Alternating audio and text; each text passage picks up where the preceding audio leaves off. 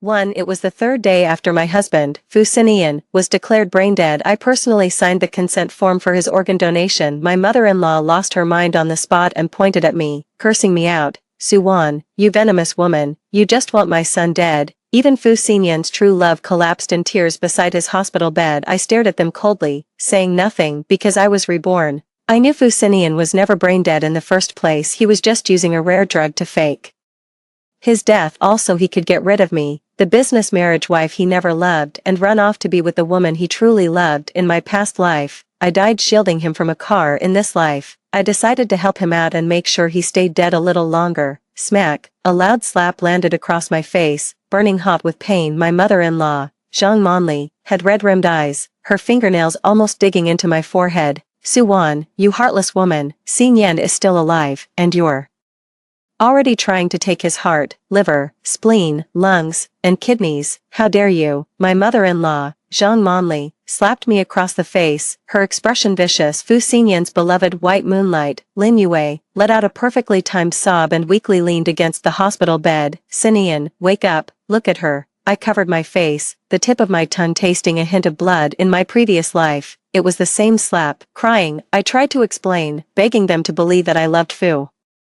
Xinian and wanted him to live more than anyone else, but they only thought I was putting on an act. After Fu Xinian died, I was thrown out of the Fu family with nothing to my name. I mourned him like a widow, fought the whole world for him, only to see him at a street corner, smiling as he held Lin Yue in his arms. That was when I realized, he wasn't dead at all. The car accident, the brain death diagnosis, it was all an elaborate escape plan he had carefully staged. He just wanted to get rid of me.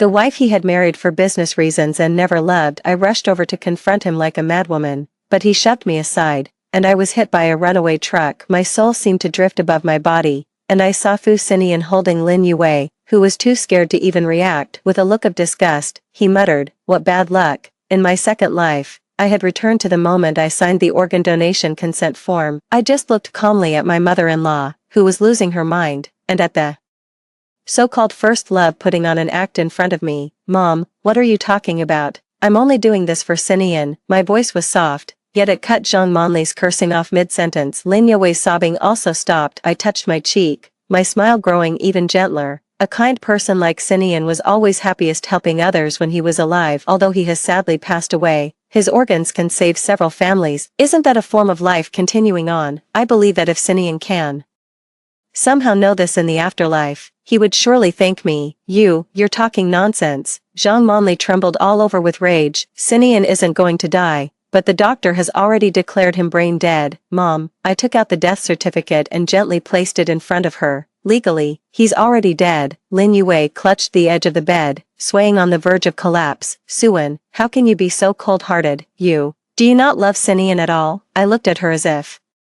she were nothing more than a clown making a fool of herself. Love, Miss Lin, I'm Fu Xinyan's lawful wife. Don't I have more right than you to talk about love? Lin Yue's face went instantly as white as a sheet. In my previous life, I loved too humbly, choosing to turn a blind eye to the sordid affair between her and Fu Xinian. Lin Yue was left speechless by my words. Zhang Monli, however, exploded like a lit fuse and lunged at me again. I don't care. I'm not letting you touch my son. Get out of here. I didn't do anything. I just looked at her coldly. Security. 2 burly security guards came in at the call from outside. Escort these 2 unrelated parties out of here. They're seriously disrupting the normal order of the hospital. The security guard glanced at me, then at Zhang Monli, who was throwing a tantrum, and hesitated. I immediately took out my ID card and a copy of my marriage certificate. I am the patient's wife, his first legal guardian and heir. Now I'm ordering you to clear everyone out. Zhang Monli and Lin Yue were escorted out by the security guards, one on each side, while their shrill curses and cries echoed down the hallway too. I walked to the operating room door, where the red "in surgery" sign blazed brightly. Almost blindingly I laughed. Fu Xinian, is your heart worthy of your first love? No, it isn't. It's only fit to be personally sent into the incinerator by me. I sat on the bench outside the operating room all night as dawn was breaking. Zhang Monli arrived with my parents. The moment my mom saw me, her eyes turned red. Wan, how could you be so foolish? How could you do this to such a wonderful boy like Xinian? My dad, meanwhile, kept a stern face, looking every bit as if he were frustrated to the point of disappointment. Suwan, go in right now and tell the doctor to stop. We can't afford to offend the Fu family. I looked at them, and my heart turned cold. To climb the social ladder, they were willing to sacrifice my happiness in my previous life. After Fu Xinian died, they cut ties with me at the first opportunity, terrified of being dragged into the Fu family's wrath. Dad, Mom, I stood up and looked at them calmly. Are you here to see me, or to act as the Fu family's spokesperson? My father was so furious that he raised his hand to hit me. What kind of attitude is that? I didn't dodge and met his gaze coldly. Jean Monley stood by, stoking the flames. Look at her, in-laws, she's nothing but an ungrateful snake. Arsenian must have been blind to marry her. My mom was so anxious she was in tears, clutching my hand. Wan, listen to your mom. We can't take on the Fu family. Who said I'm going to take them on? I cut her off, my gaze sweeping over everyone present. Fu Xinian is dead, I'm his widow, and everything the Fu family has belongs to me. The one you should be trying to please is me. Everyone froze, Zhang Monli included. The operating room light went out. Mrs. Fu, we did everything we could. Please accept our condolences. I nodded, and the corners of my mouth couldn't help but lift. Zhang Monli let out a scream, rolled her eyes back, and fainted. Lin Yue was also crying her heart out, and the whole place descended into chaos. I was the only one there, calm and detached like an outsider. I walked up to the doctor and asked softly, is Mr. Fu's heart still there? The doctor froze for a moment, clearly not expecting me to ask that. Yes, according to procedure, donated organs are temporarily kept in the organ bank, waiting for a matching recipient. Good. I let out a sigh of relief. Please take it out, place it in the best container, and hand it over to me. The doctors and nurses all looked at me as if I were crazy. Mrs. Fu, that's not allowed under the rules. I'm the donor's family. I have the right to decide where the organs ultimately go. I took a check out of my bag and handed it to him. This is a small token of my appreciation to your hospital, to thank you for all you've done for my husband.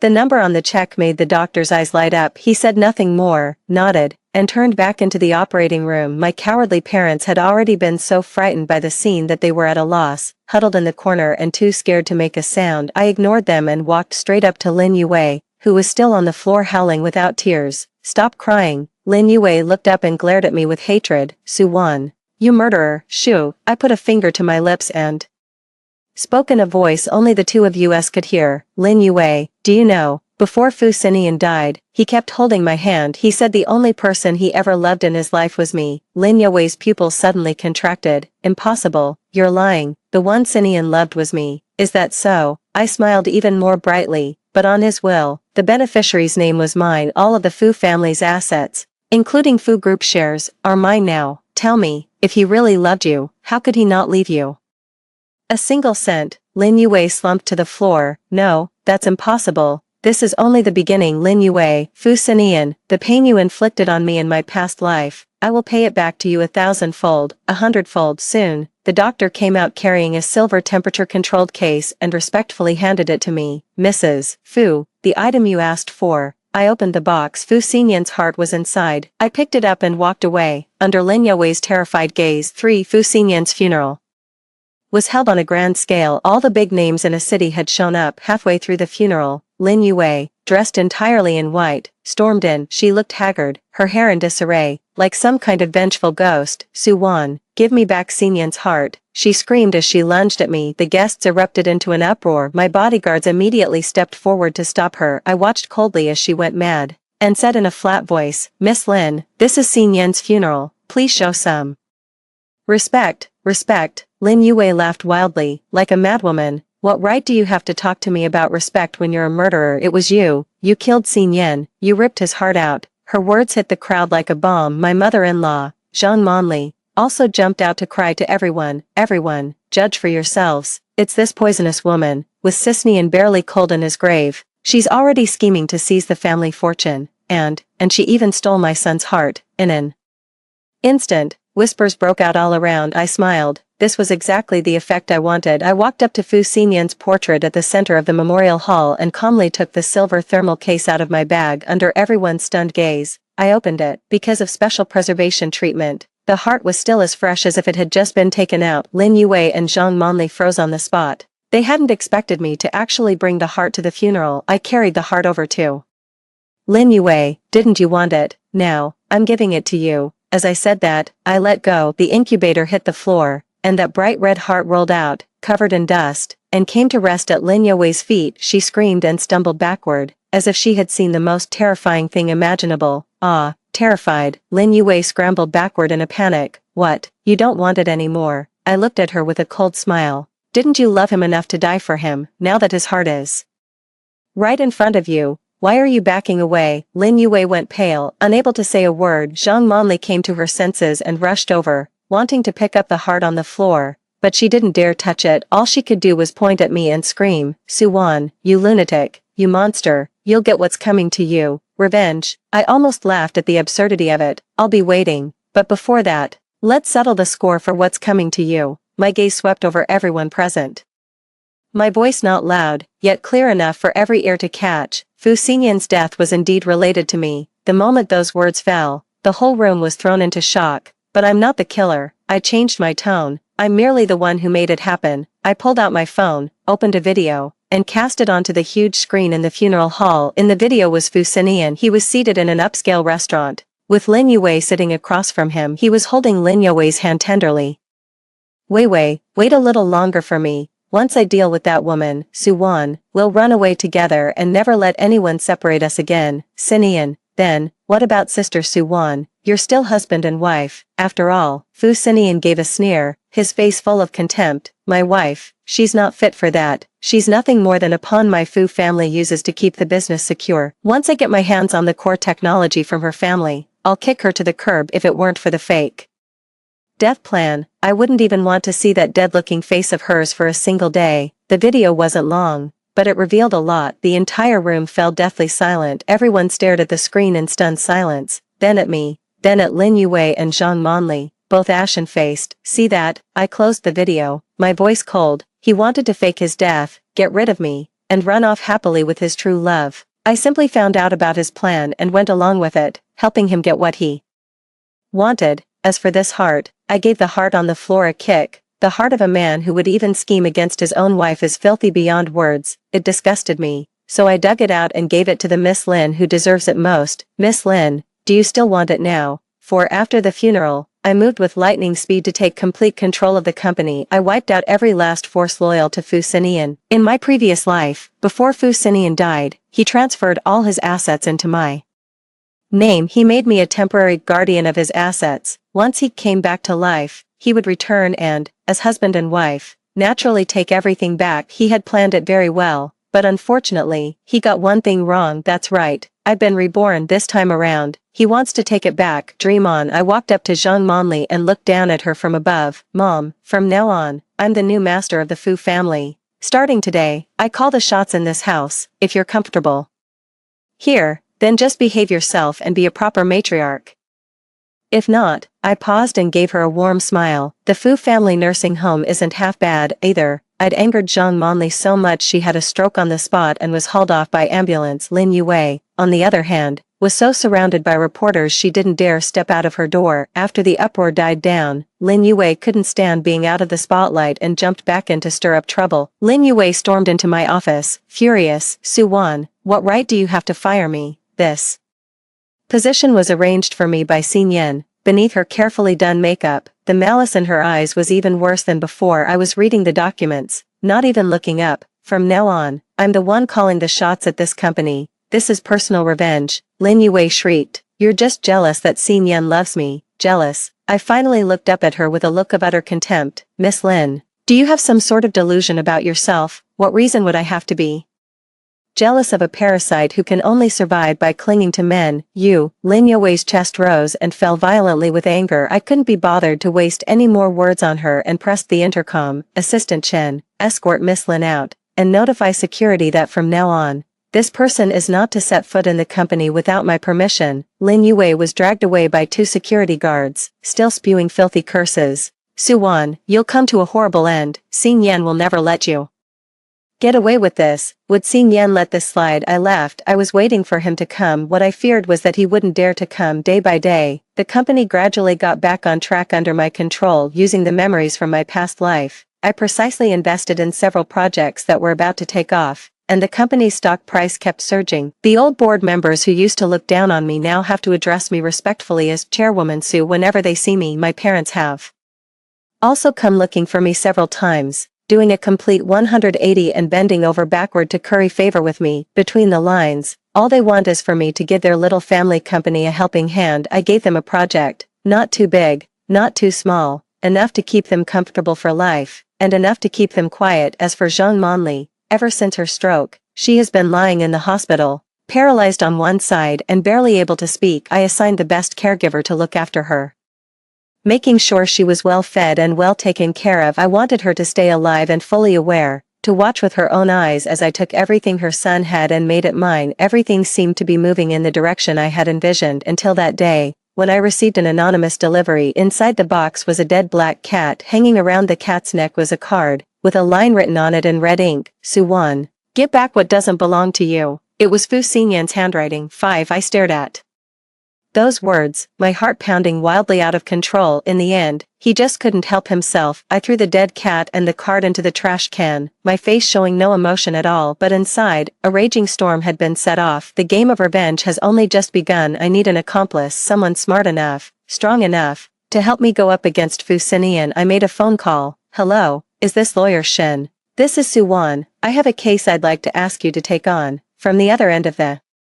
line came a low, mesmerizing male voice. Mr. Su, I've long admired your name, let's hear it. The man was named Xinyan. He was a city's top commercial lawyer, notorious for his ruthless tactics and an unbroken winning streak. In my previous life, he was a legend I could never hope to reach. In this life, he would be the sharpest blade in my hand. Xinyan and I arranged to meet at a private members club. He was more handsome than he looked in the photo, wearing a sharply tailored suit. Behind his gold-rimmed glasses were a pair of eyes, deep, keen, and seemingly able to see through everything. Chairman Su, what can I do for you? He asked bluntly. I slid the photo of the dead cat and that card over to him. I suspect my dead husband may still be alive. Xinyan picked up the photo and looked at it, then took the card and examined it carefully against the light. His expression didn't change at all. Handwriting can be forged, and a dead cat doesn't prove anything. He set the card down and looked at me. Mr. Su, what do you want me to do? I want you to find him. I looked him straight in the eye. I want him alive if possible,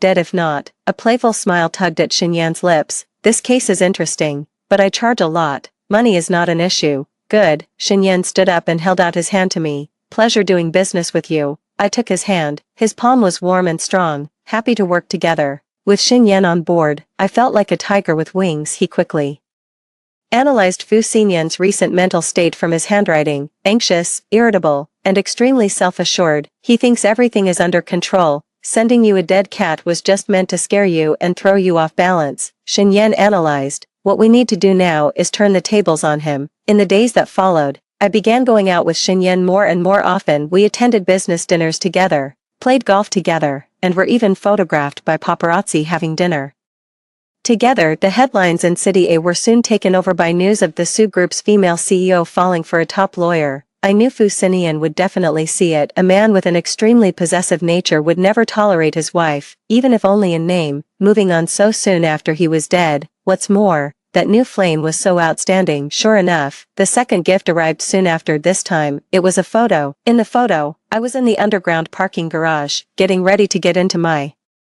car, and on the roof of my car, a flower pot was teetering dangerously, ready to fall at any moment. On the back of the photo, it was still Fu Xinyan's handwriting: anyone who betrays me must die. I handed the photo to Xinyan. He looked at the photo, his brow faintly furrowed. He's starting to lose patience. That's exactly what I want, I sneered. A hunter who's losing patience is the easiest one to fall into a trap. Xinyan looked at me, a hint of curiosity in his eyes. Mr. Su, you seem not afraid at all. Afraid, I shot back. I've died once already. What do I have left to fear? A flicker of surprise crossed Xinyan's eyes, but he didn't press further. He was a smart man. He knew what to ask and what not to ask. 6. Since he was able to take this photo, it means he's either right next to you, or he's bribed someone around you. Xinyan quickly regained his composure and analyzed the situation calmly. We need to check everyone around you who might be suspicious. The first person that came to mind was my driver.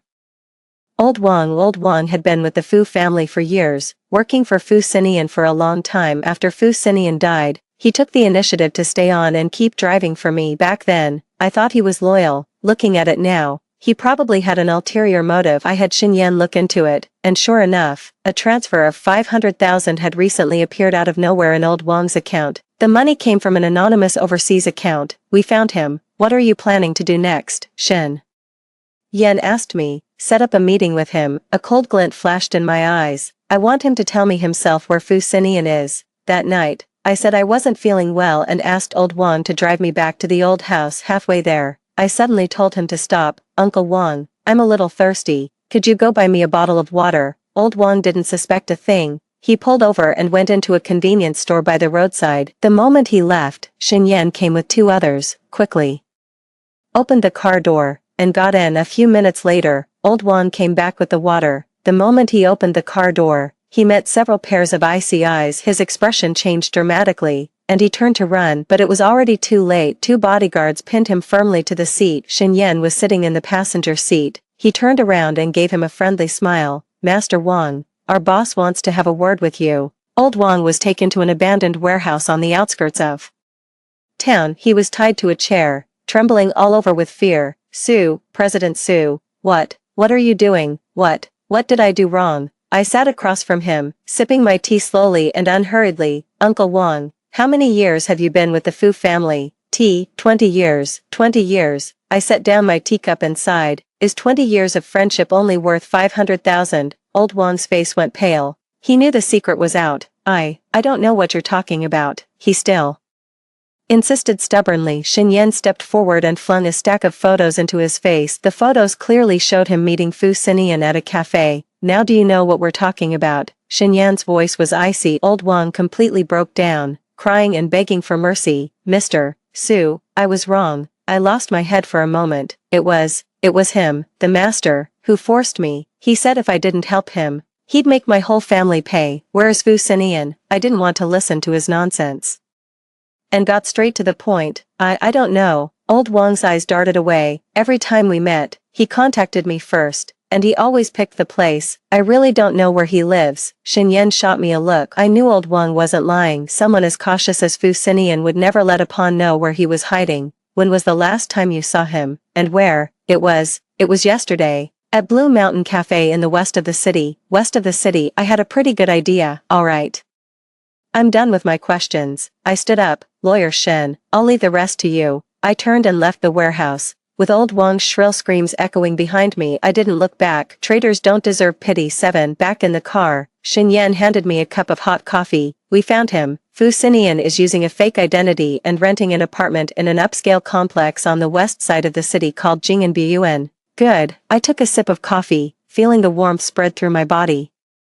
It's time to pay him a visit. Do you want me to stay with you? I shook my head. No, this is between him and me. I want to settle it myself. Xinyan looked at me, his expression complicated. Suwan, be careful. It was the first time he had ever called me by my name. I froze for a moment, then smiled at him. Don't worry, I wouldn't do anything I'm not sure about. Jing'an. I followed the address Xinyan gave me and found Fu Xinian's apartment, 18th floor, Building A. I stood at the door, took a deep breath, and pressed the doorbell. Soon, the door opened. Fu Xinian appeared at the doorway. He was wearing casual loungewear, his hair slightly tousled, a faint stubble shadowing his jaw. He looked a little haggard, but that face was still heartbreakingly handsome. The moment he saw me, he froze. A flicker of panic crossed his eyes, but he quickly composed himself. He even gave me that familiar, gentle smile. Wan, what are you doing here? His tone made it sound as if we were still that loving married couple, as if none of what had happened before had ever taken place. If I hadn't already lived through the agony of dying miserably in my previous life, I might have fallen for his hypocritical tenderness all over again. What?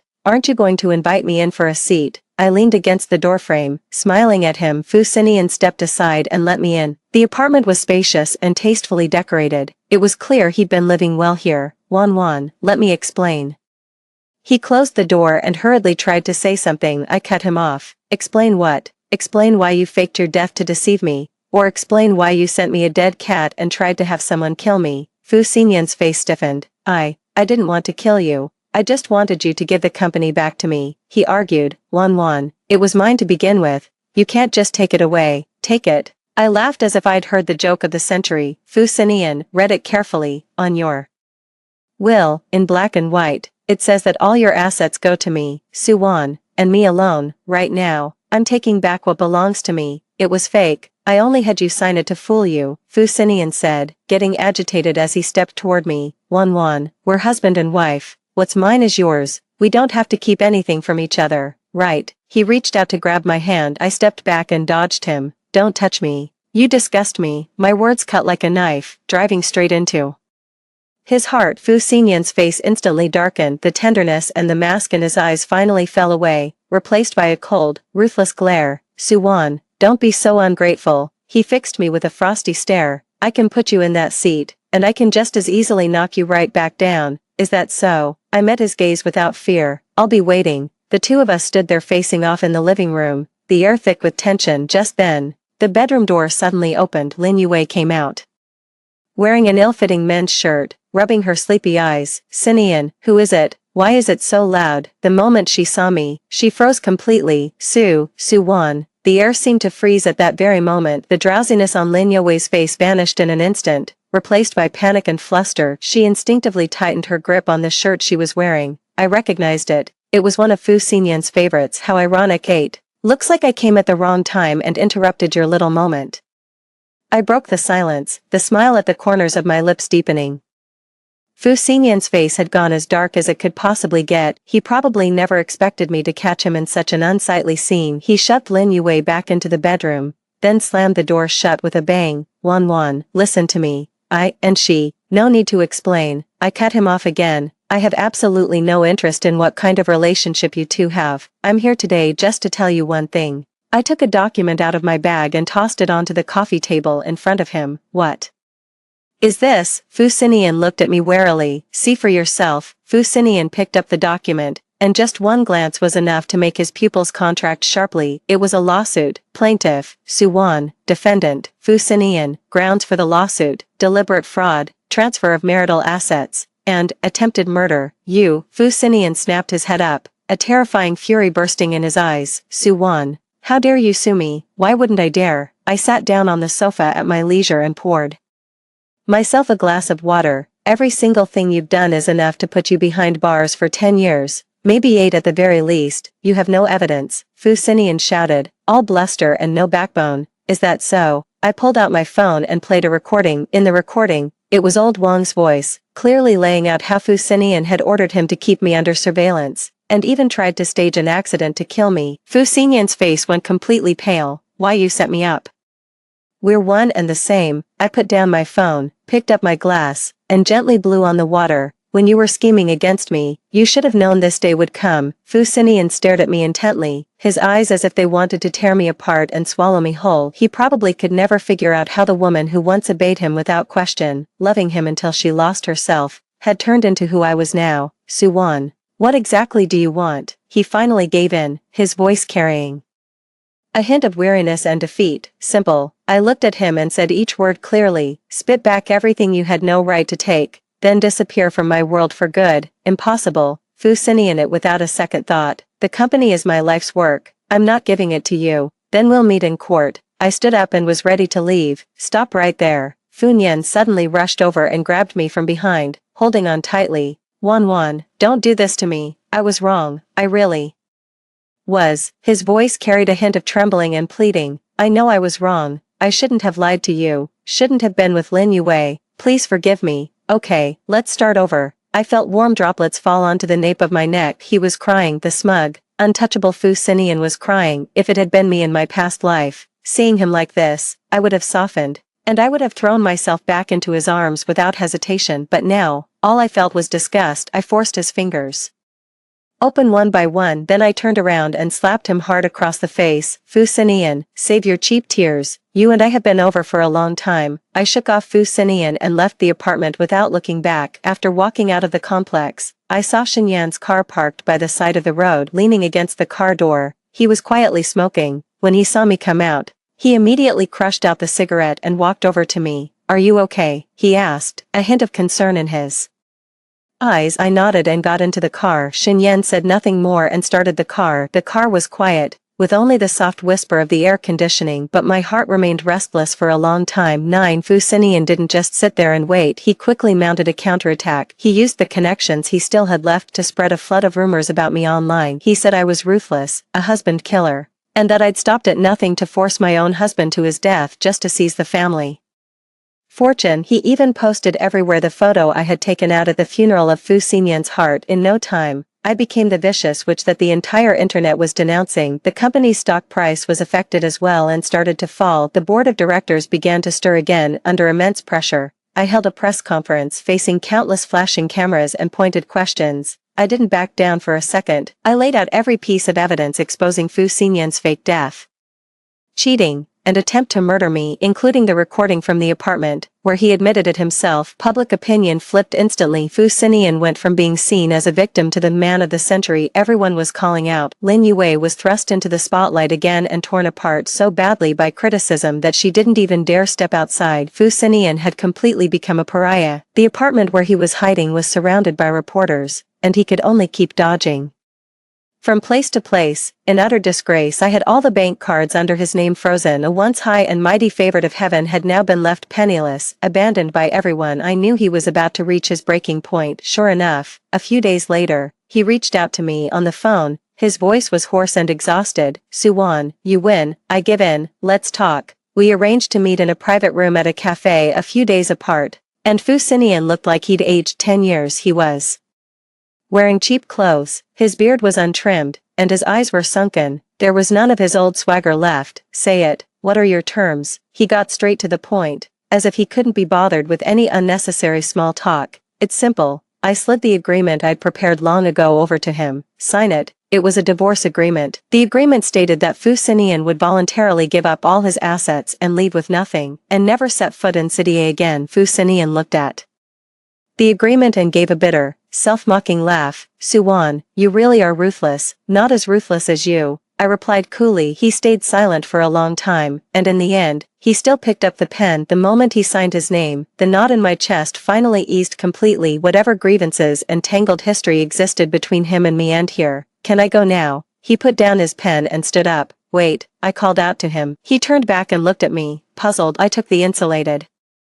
container I had been keeping in the freezer all this time out of my bag. I opened it and set his heart on the table. Here, I'm giving it back to you. Fu Xinian stared at the heart, his body jolting violently, his eyes filled with a tangle of emotions: shock, fear, and a trace of sadness I couldn't make sense of. You've been keeping it all this time? Yeah, I smiled. I was afraid that one day, if you ever lost your mind and couldn't think straight, you'd have nowhere to go to get your heart back. I stood up and looked down at him.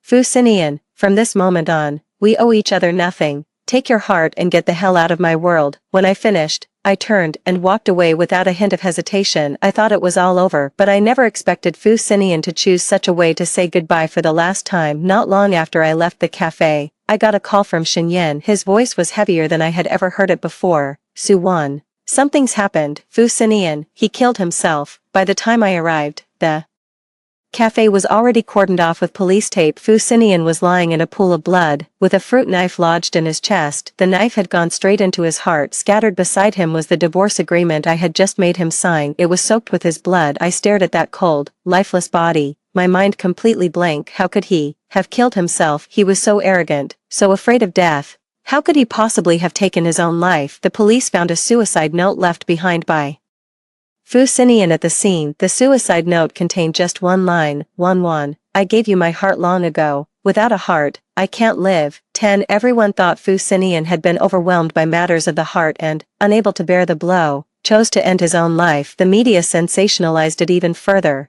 painting him as a repentant romantic drifter, while I became the villain who drove him to his death. The company's stock price plunged again. A few days later, Xinyan came to see me. Suwan, Fu Xinian's death is suspicious. The report shows that a rare neurotoxin was detected in Fu Xinian's body. This toxin can cause hallucinations and make a person lose control of their emotions, eventually leading to death from heart failure. He didn't commit suicide. He was murdered. Who is it? I grabbed Xinyan's arm and asked anxiously. It's not clear yet. Xinyan steadied me. But the one who poisoned him was definitely someone closest to him, Lin Yue. Before Fu Xinian died, he Had been living with her all along. She had plenty of opportunity and motive. Fu Xinian abandoned her, leaving her disgraced and with nothing left. It was perfectly understandable that she hated him. It's her. It has to be her. I shot to my feet in excitement. I'm going to call the police. Don't be impulsive. Xinyan held me back. We don't have any evidence. Going to the police now will only alert the enemy. Then what do we do? Are we just supposed to let her get away with it? Of course not. A glint of coldness flashed in Xinyan's eyes. I'll make her expose herself. Xinyan's plan was very simple. He anonymously fed the media a tip. Before Fu Xinian died, he had secretly taken out a huge personal accident insurance policy, and the beneficiary was Lin Yue. That news was fake, but it was enough to throw Lin Yue into complete disarray. A woman who had just lost her beloved and should have been lost in grief, if she were so eager to claim an insurance payout that didn't even exist, then her guilt would be plain to see. As expected, the day after the tip was released, Lin Yue contacted the insurance company. After learning that there was no such policy at all, she lost control of her emotions and made a scene over the phone, and her call with the insurance company was recorded in full by Xinyan. In the recording, she accidentally let something slip. Impossible. He promised me himself, as long as he dies, I'll be a billionaire. Those words became the most damning evidence against her. The police soon came knocking. Faced with the hard evidence, Lin Yue's mental defenses completely collapsed. She confessed it was her. She had been slipping that neurotoxin into Fu Xinyan's daily meals. Little by little, she hated Fu Xinyan, hated him for destroying everything she had. She wanted revenge on him, and she wanted his money too. She thought she'd covered her tracks perfectly, but in the end, she still fell into Xinyan's hands. Lin Yue was sentenced to life imprisonment. Fu Xinyan's case had finally come to a close. I was cleared of all suspicion, and the company's operations were back on track. It all seemed to be over. I got rid of everything Fu Xinian had left behind, including the villa where we once lived together. I just wanted to make a clean break with the past. After all that, I felt as if a heavy burden had been lifted, and I felt completely at ease. I threw myself back into work, leading the Su Group to create one business miracle after another. I had become a renowned queen of the business world in City A, and even across the country. My life had taken on new friends and a new rhythm. Xinyan had also stayed by my side all along. He was no longer my lawyer, but my most capable partner and the friend I trusted most. Between us, there was an unspoken understanding that was hard to put into words. Neither of them dared to break the unspoken barrier. Maybe the time just wasn't right yet. End of story. That's it for the first story.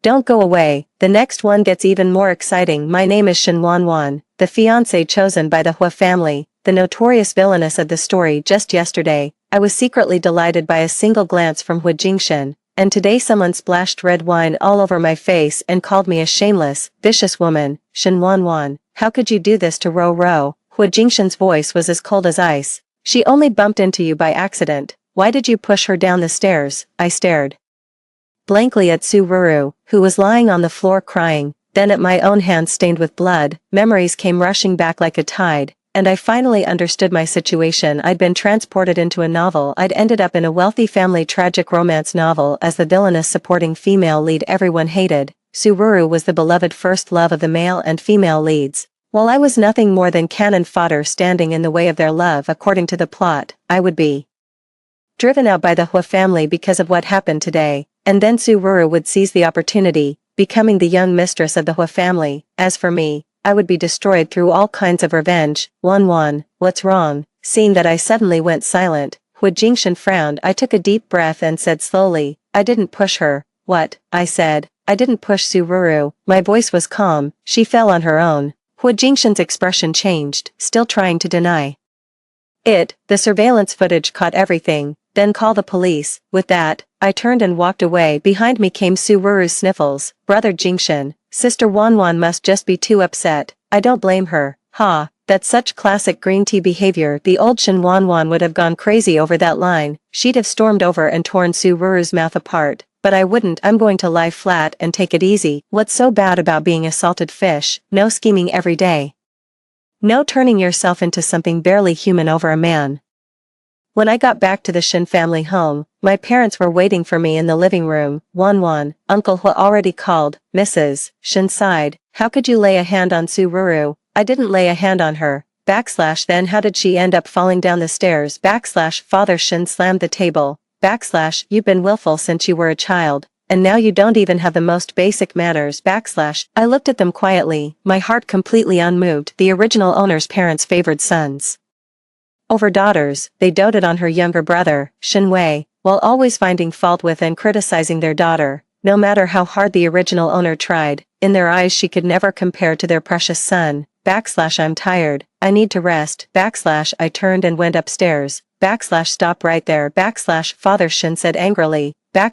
We're not done talking. What's there to say? I looked back at him. In your eyes, I'm always the one in the wrong, Mrs. Shin froze. Wan, how can you say that? Am I wrong? I laughed. All these years, when have you ever truly cared about me? The moment something happens, you don't ask if I'm okay, you blame me for causing trouble for the family. After that, I went upstairs without looking back. In my room, I sat at the vanity, looking at myself in the mirror. At 22, Shin Wanwan had delicate features and a slim figure. The picture of a proper young lady from a wealthy family, but in those eyes, there was nothing but hurt and resentment. From today on, you are me, I said to the mirror. I'll live well, for no one else. My phone rang. It was a call from Hu Jingshan. Shin Wanwan, come to the Hu family tomorrow, we need to talk about the engagement. I hung up right away. A few seconds later, he called again, and I hung up once more. The third time, he texted me. Don't think you can use this to dodge responsibility, I replied. I'm not trying to avoid you, I just don't want to talk to you. There was a long silence on the other end before he finally said, tomorrow at 3 p.m., wait for us at the Hu family home. Looking at the text message, I suddenly found it ridiculous. In the past, Shin Wanwan had been so humble, just a single sentence from Hu Jingshan could make her happy for an entire day, and one glance from him could keep her awake all night. But what was the point of any of that? He only had Sururu in his heart, and I was nothing more than a dispensable fiancé. If that's the case, then why should I keep playing the lead in this one-woman show? I opened my computer and started planning my new life. First, I'd break off my engagement to Hu Jingshan. Second, I'd leave the Shin family and start living independently. Finally, I'd sit back and watch the male and female leads love and hate each other, while I eat the popcorn and enjoy the show from the sidelines. Perfect. Chapter 2. The next afternoon, I showed up at the Hu family home right on time. Old Master Hu sat in the seat of honor. Hu Jingshan was on his right, and Sururu sat obediently on the other side of the sofa, her arm still wrapped in a bandage. They made it look like I was the culprit. Here comes Wanwan, Old Master Hu said. What do you have to say about what happened yesterday? I sat down across from Hu Jingshan. There's nothing to explain, I didn't push her. The surveillance. Hu Jingshan was about to say something. Did the surveillance catch me pushing her? I cut him off, or did it only catch the moment she fell? Hu Jingshan fell silent. Brother Jingshan, forget it, Sururu said softly. Maybe I was just careless. Sister Wanwan wouldn't intentionally hurt me. The way she said it made it sound like I really had pushed her. I heard, I said, looking at Sururu, that you wore 8-centimeter heels yesterday. Sururu nodded. Yes, the stairs had just been waxed. You were wearing high heels and walking fast. Of course you'd fall. Right, but, and according to what you said, when I pushed you, why didn't you fall forward? Instead, you tipped backward. I went on. Does that even make sense under the laws of physics? Sururu's face went pale. Hu Jingshan frowned. Are you saying Ruru deliberately framed you? I'm just analyzing the facts. I shrugged. Of course, who you choose to believe is entirely up to you. Shin Wanwan. Hu Jingshan snapped angrily. How could you be so vicious? Vicious, I laughed. Hu Jingshan, from our engagement until now, 3 years. When have you ever really understood me? In your eyes, I'm just a spoiled rich girl who throws tantrums and can do nothing but bully Sururu, right? Hu Jingshan froze. Since you hate me so much and trust me so little, then what is there left for us to talk about? I stood up. Grandpa Hu, I'm here to say that I'm willing to take the initiative to call off my engagement to Hu Jingshan. What? Old Master Hu was stunned. Hu Jingshan looked utterly disbelieving. What did you say? I said I want to end our engagement, I repeated, my tone calm. We're not right for each other. You can't force a relationship. Wanwan. Sururu seemed about to say something. Miss Su, there's no need to keep up the act. I looked at her. Isn't this exactly what you wanted? Now that you've got your wish, are you happy? Sururu's eyes were red-rimmed. I didn't. Whether you did or not, you know the answer in your heart. I turned to Old Master Hu. Grandpa, I know you've always been very good to me,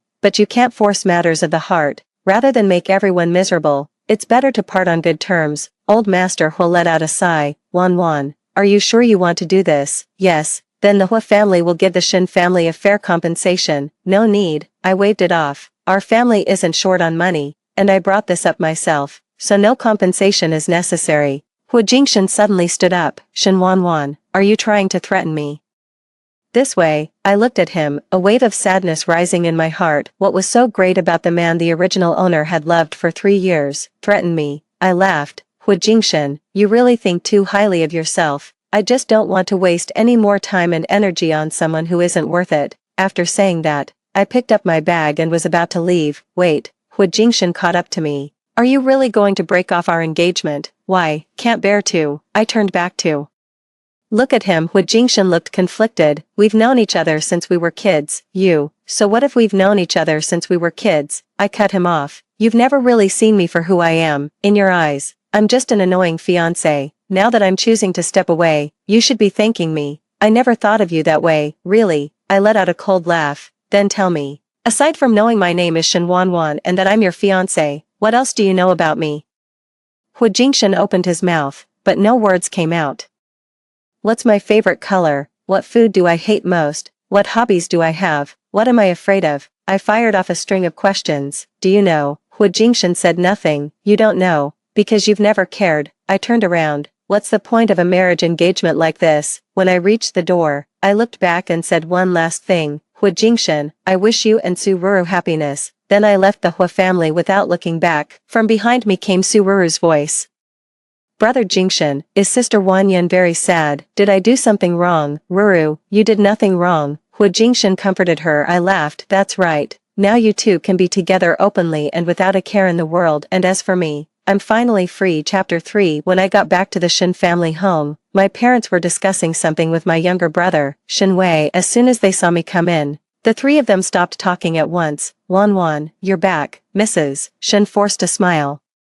How did things go with the Hua family? I've called off my engagement to Hu Jingshan, I said flatly. What? Father Shin shot to his feet. Have you lost your mind? I'm not crazy. I'm very clear-headed. Do you have any idea how important this engagement with the Hua family is to our Shin family? Father Shin snapped. The company is at a critical stage right now, and we need the Hua family's support. Then let Shin Wei marry Hu Jingshan, I said, sitting on the sofa. After all, in your eyes, he's worth a lot more than I am. What nonsense are you talking? Mother Shin scolded. Wei Wei is still young, too young. I looked at Shin Wei, who was busy on his phone. Too young at 20. What was I doing when I was 20? Shin Wei looked up and said irritably, Sis, can you stop taking it out on me? You're the one who botched things with the Hua family. Don't drag me into this. Botched it? I laughed. How did I botch it? Didn't you push Su Ruru down the stairs yesterday? Of course Hu Jingshan would be angry. I didn't push her. Then how did she fall? Shin Wei didn't believe me. Sis, you've been domineering since you were little.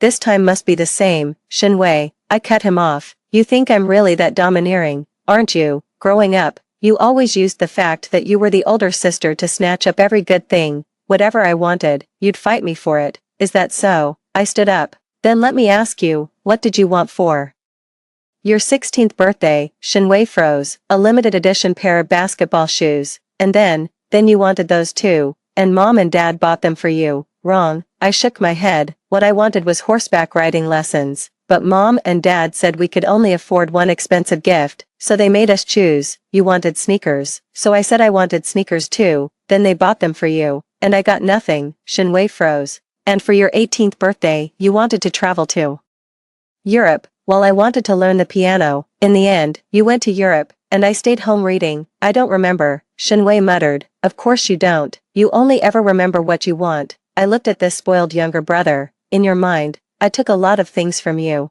but in reality, I never got anything at all. Shin's father and mother looked at each other in silence. Wanwan, are you accusing us of playing favorites? Mrs. Shin asked. Playing favorites? I turned to look at her. Mom, this isn't favoritism, it's complete neglect. You never really cared about what I wanted, what I needed. You're the older sister. You should let your younger brother have his way. Why should I? I shot back. Because I'm a girl. Because I was born 2 years earlier. The living room fell silent. I've made up my mind, I said, picking up my bag. I'm moving out. Where are you going, Mrs. Shin panicked. Where could a girl like you even go? I bought an apartment downtown, and I'm moving there tomorrow. Where did you get the money to buy a house, Mr. Shin asked skeptically. My trust fund, plus the money I've saved over the years from New Year's gifts and birthday presents, I said calmly. The inheritance Grandpa left me is none of your business, Mr. Shin opened his mouth, but in the end, said nothing. The Shin family patriarch did, in fact,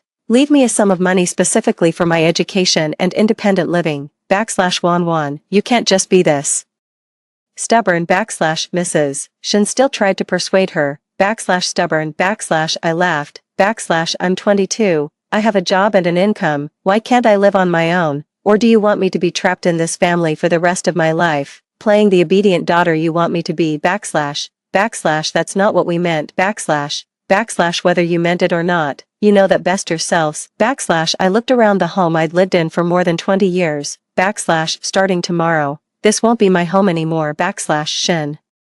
Wei suddenly spoke up, sis, do you think none of us love you, I looked at him, my younger brother, who had been pampered in our parents' hands since childhood, as he asked such a question for the first time, does it matter whether they love me or not? I shot back, all I know is, I've never once felt valued in this family, but, no buts, I waved a hand, Shin Wei, grow up properly. Don't be so headstrong and childish like you used to be, Mom and Dad won't keep spoiling you forever.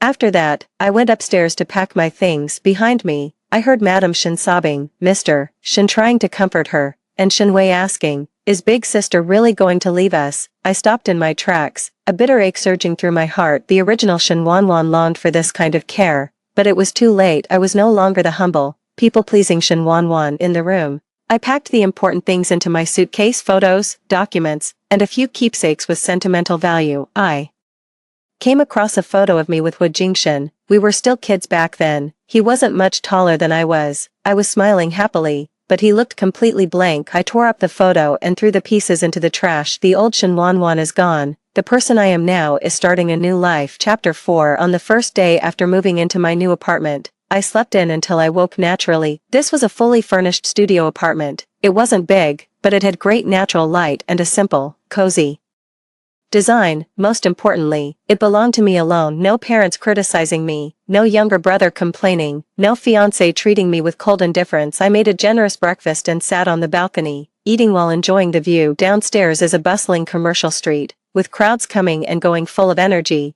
This is the life I want, free and unrestrained, without having to answer to anyone. My phone rang. It was Mrs. Shin Wan. Are you really not coming back? Her voice was a little choked up. No, I'm not coming back.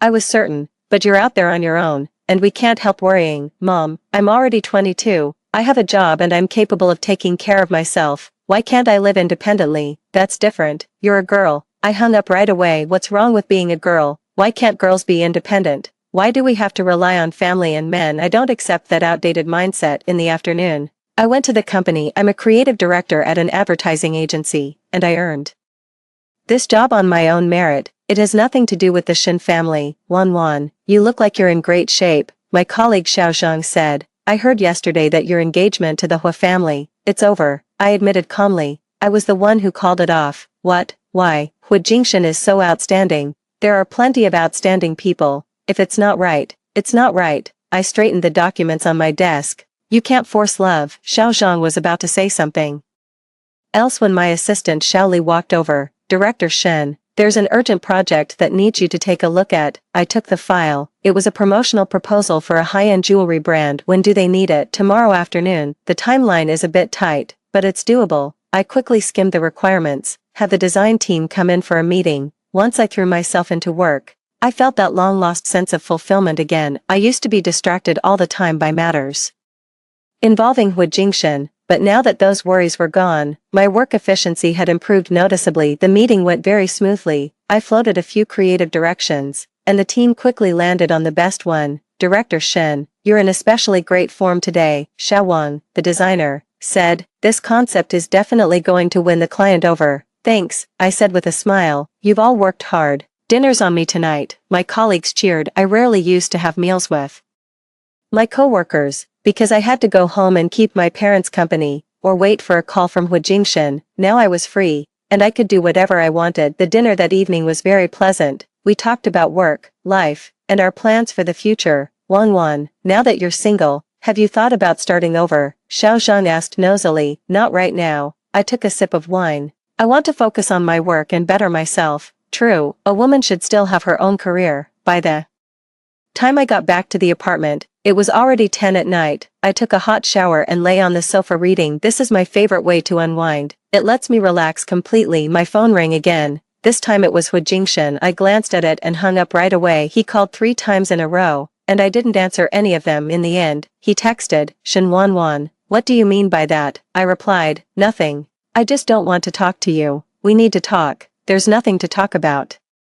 The engagement has already been called off. You think you can just run away like this? Run away? Run away from what? I blocked him right away. From today on, Hu Jingshan and I have nothing to do with each other. Before going to bed that night, I stood on the balcony and looked out at the night view. Neon lights flickered, traffic flowed like a river, and this city was full of endless possibilities. In the past, all I cared about was becoming the perfect fiancé in Hu Jingshan's eyes. Now, I just want to become a better version of myself. Shen Wanwan, your new life begins now, I said to the night sky. Chapter 5. Early the next morning, I was awakened by a knock at the door. When I looked through the peephole and saw it was Hu Jingshan, I frowned, but still opened the door. How did you find out where I live? The Shen family told me. He walked straight in. We need to talk. I remember blocking you. I shut the door. And we really have nothing left to talk about. Hu Jingshan looked around. The apartment wasn't big, but it was tastefully decorated and cozy, filled with a lived-in warmth. You're living here. What's wrong with that? I poured myself a glass of water and didn't pour him one. It's too small. And this location, Hu Jingshan,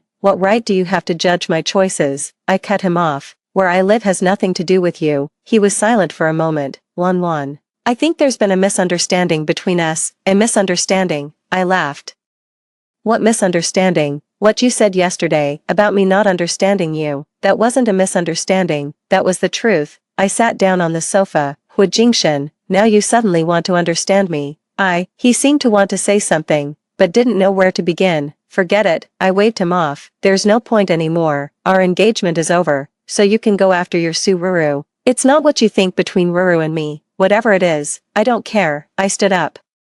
You can leave now. I'm going to work. Shen Wanwan. Hu Jingshan suddenly grabbed my wrist. Why are you being so heartless? Heartless? I looked at his hand, where our engagement ring used to be. It had already been taken off. Hu Jingshan, what do you call heartlessness? I wrenched my hand from his grasp. For 3 years, every time Su Run showed up, you would leave me behind to take care of her. What do you call that? Because she's your white moonlight, the one you truly love. I finished for him. I know. I've always known. Hu Jingshan froze. I also know that in your heart, I'm nothing but an obnoxious fiancé, an obstacle standing in the way of your love. I went on. Well, now the obstacle is gone. You can be together openly at last. That's not it. Only you know whether that's true. I picked up my bag and headed for the door. Hu Jingshan, we're both adults. Don't say those hypocritical things. You love Sururu. I know it, and everyone else knows it too. Reaching the door, I turned back to look at him. If you love her, then treat her well. Don't come bothering my life anymore. With that, I left, leaving Hu Jingshan standing alone in the living room. When I got to the company, I threw myself completely into work. Yesterday's jewelry promotion campaign was progressing smoothly. The client was very pleased with our concept and had already confirmed the partnership. Director Shen, you're incredible, Shaoli said excitedly. This is our biggest project this year. It's the result of teamwork, I said with a smile. We're throwing a celebration this afternoon. At lunch, Xiao Zhang said mysteriously, Wan, did you know, Hu Jingshan and Su Ruru are engaged? My chopsticks paused for a moment, but I quickly went back to normal. Oh, is that so? Aren't you upset? Xiao Zhang asked in surprise. They moved way too fast, didn't they? Why would I be angry? I took a sip of soup. I was the one who took the initiative to break off the engagement. Isn't it perfectly normal for them to get engaged? But, no buts, I set down my chopsticks. Hu Jingshan and I were never a good match to begin with. Now we've each found the path that suits us best. What could be better than that? Xiao Zhang looked at me, as if he wanted to say something, but in the end, he said nothing. The celebration in the afternoon went very well, and everyone was in high spirits. I was happy too, because this was an achievement I had earned entirely on my own. When I got back to the apartment that evening, I made myself a lavish dinner: red wine, braised beef, garlic broccoli, and my favorite cheesecake. Dinner for one can be elegant too. After dinner, I sat on the balcony with a glass of red wine, taking in the city lights at night. Hu Jingshan and Su Ruru are engaged. According to the story, they'll be getting married soon and living happily ever after, and me, the wicked supporting character, is supposed to be crying in a corner and trying every possible way to get back at them, but I don't want to. I want to live my own life, a wonderful, fulfilling, and free life. Let the hero and heroine have their romance. I'm going to be the heroine of my own life. Chapter 6. A month later, my life had completely settled into the right track. Work was going smoothly. I'd just been promoted to creative department manager, and my salary had gone up quite a bit. My life felt full too. I'd taken up yoga and floral design, and I'd even signed up for French classes. Most importantly, I was happy. This happiness came from within. It didn't depend on anyone, and it didn't need anyone's approval. Wan, there's a gathering today. Do you want to come? Xiao Zhang asked me. It's all friends from the advertising world. Sure, I agreed without hesitation. I rarely used to attend social events. I always had to consider Hu Jingshan's feelings and my parents' opinions. Now I want to do whatever I want. The party was held at an upscale bar, and everyone there was an elite in the industry. I wore a new black dress I had just bought and put on refined makeup, making me look especially elegant. Wow, Wan, you look gorgeous today, Xiao Zhang exclaimed. Single life really suits you. Thanks, I said with a smile, taking the champagne she handed me. The party was going really well, and I met a few interesting people, including a very talented photographer. Miss Shen, your creative vision is really distinctive, the photographer, Chen Mo, said. If there's a chance, maybe we could collaborate. Sure, here's my business card. Just as we were getting along well, the bar door was pushed open. Hu Jingshan and Su Ruru walked in, followed by a few friends. I froze for a moment, not expecting to run into them here. Su Ruru was clinging to Hu Jingshan's arm, a large diamond ring on her finger, obviously the legendary engagement ring. When she saw me, she clearly froze too, then walked over on her own. Sister Wan. What a coincidence. She smiled sweetly. How have you been lately? Very well, I replied indifferently. I'm truly sorry about what happened between me and brother Jingshan. She put on a guilty expression. I know you must be really upset. Sad. I laughed. Why should I be sad? I should be congratulating you too. Su Ruru froze, clearly not expecting me to react like that. Hu Jingshan also walked over. He looked at me with a complicated expression. Wan, you, Mr. Hua, Miss Su. Congratulations on your engagement. I raised my champagne glass, wishing you both happiness. After saying that, I downed the champagne in one gulp, then turned and went back to Chen Mo's side. Was that your former fiancé just now? Chen Mo asked in a low voice. Yes. Looks like you two ended things on pretty good terms. Yeah, we parted on amicable terms. Chen Mo nodded and didn't press any further. I was grateful for his consideration. For the rest of the time, I did my best to avoid Hu Jingshan and the others and focused on chatting with my new friends. But I could feel Hu Jingshan watching me the whole time, and that look made me a little uneasy. Wan, I'm going to the restroom, Xiao Zhang said. I nodded and went on discussing photography techniques with Chen Mo. A few minutes later, Hu Jingshan walked over. Shen Wan, can we talk alone? I glanced at Chen Mo, and he tactfully said, I'll go take a look over there and be back in a bit. Thanks. After Chen Mo walked away, I looked at Hu Jingshan.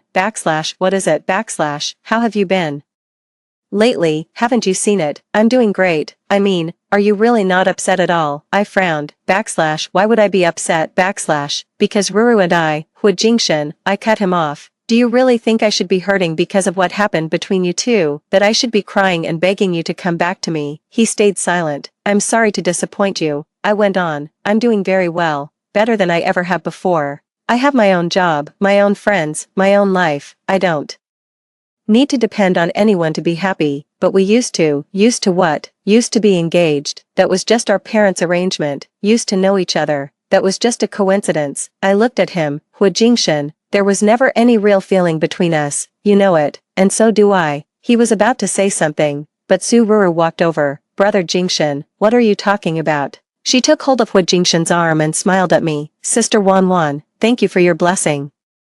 You're welcome, I replied politely. You two keep chatting. I'm going to find my friends. As I walked away, I heard Su Ruru say, Brother Jingshan, Sister Wan really seems to have let go. Can we finally relax now? Hu Hu Jingshan didn't answer. I went back to Chen Mo and picked up where we left off. Are you okay? He asked with concern. I'm fine, I smiled. I just feel like some things have finally truly come to an end. Chapter 7. 2 months later, a small incident interrupted my life. Shen Wei suddenly came to see me. Sis, have you been doing okay? He said, standing at my apartment door, looking a little awkward. Not bad. I let him in.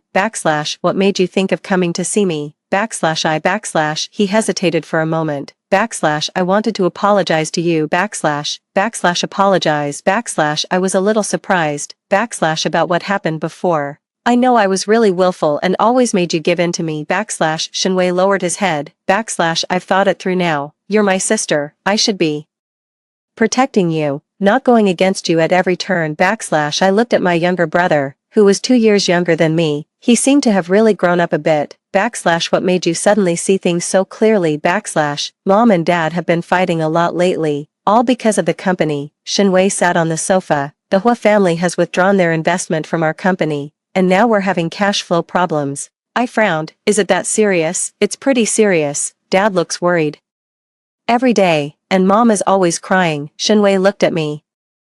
They regret it now. Regret letting you call off your engagement to Hu Jingshan, so you came to me because you want me to go back and win Hu Jingshan over. No, Shenwei shook his head hastily. That's not what I mean. I just want to say, sis, you did the right thing. That Hu Jingshan is nowhere near good enough for you. I was a little surprised. Shenwei used to admire Hu Jingshan a lot. Why are you saying that all of a sudden? I heard some things. Shenwei said bitterly. After Hu Jingshan got engaged to Su Ruru, he went around saying how spoiled and willful you used to be, that you were unreasonable and made a scene, and that you were jealous of Su Ruru.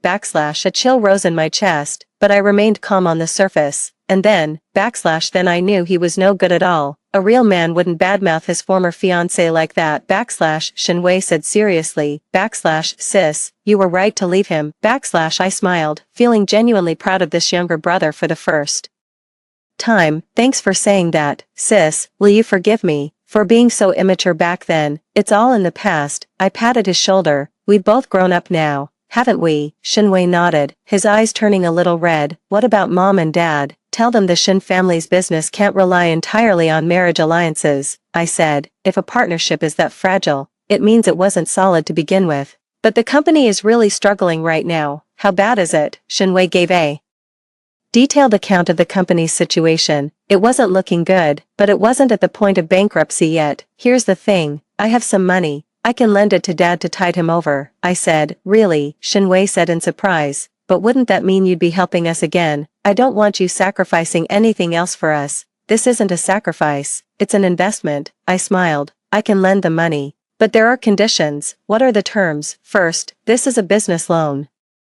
so we need a contract and interest has to be paid. Second, I want to be involved in the company's business decisions. Third, if Mom and Dad ever try to use my marriage again to gain business advantages, the money must be repaid immediately. Shenwei nodded repeatedly. Okay, I'll go back and tell them. Also, I added, I hope this is the last time. From now on, the Shen family's business should rely on its own strength and not depend on outside connections. I understand. After seeing Shen Way off, I sat on the balcony and thought for a long time. The original owner had always longed for her family's approval and affection, but that kind of love only seemed to appear when they needed something from her. I no longer crave that anymore, but as a member of this family, I have a duty to step in when they're truly in trouble. But this time, I'm going to help them in my own way, not as selfless devotion, but as a conditional partnership. The next day, Father Shen called me on his own initiative. 1-1. Vivi said you're willing to help the company. Yes, but I have one condition. I repeated what I had said to Shenwei yesterday. Father Shen was silent for a long time before finally saying, all right, I agree.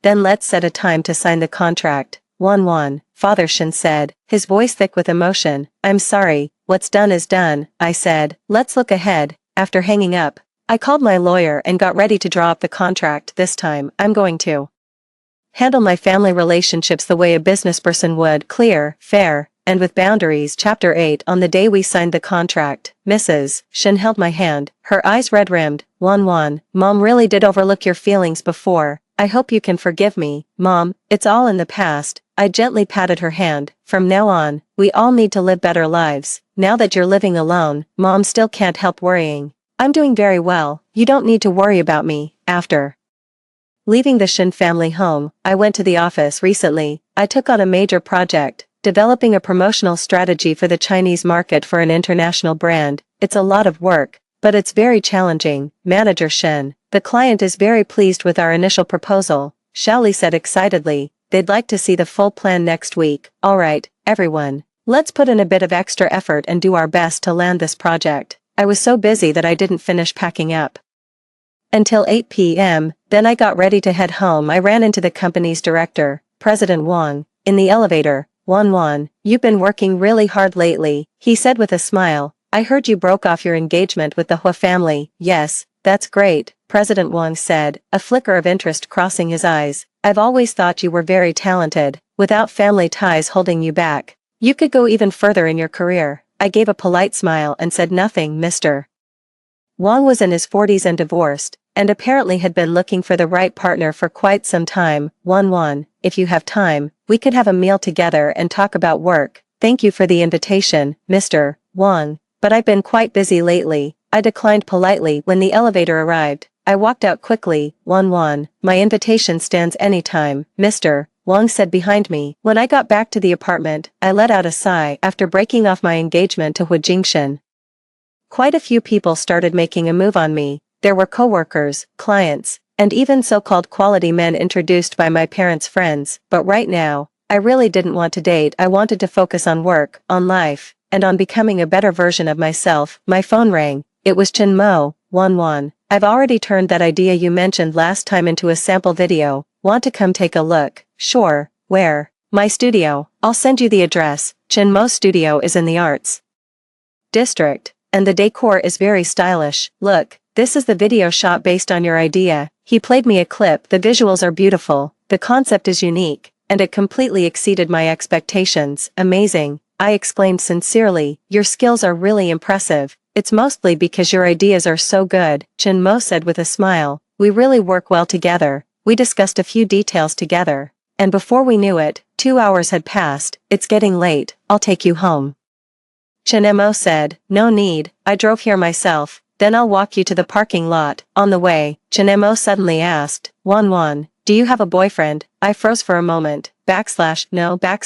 Then, can I pursue you? I stopped in my tracks and looked at the man I had known for 2 months. Chen Mo was outstanding, talented, ambitious, and decent as well. By all rights, he was an ideal match, but, Chen Mo. Thank you for your feelings, I said seriously, but I don't want to start a relationship right now, why? Is it because of your ex-fiancé?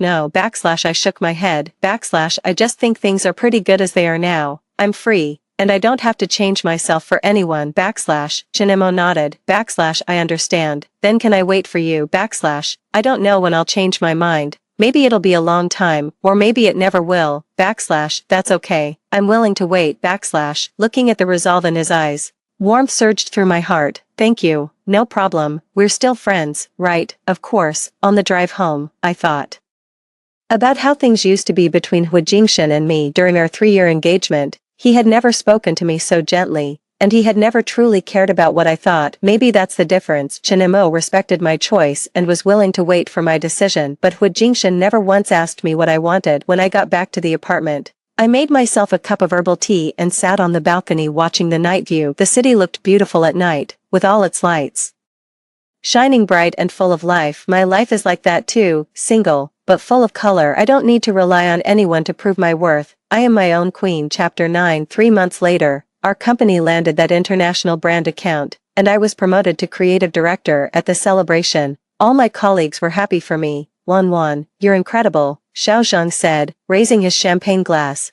From supervisor to director in just half a year, it's the result of teamwork, I smiled.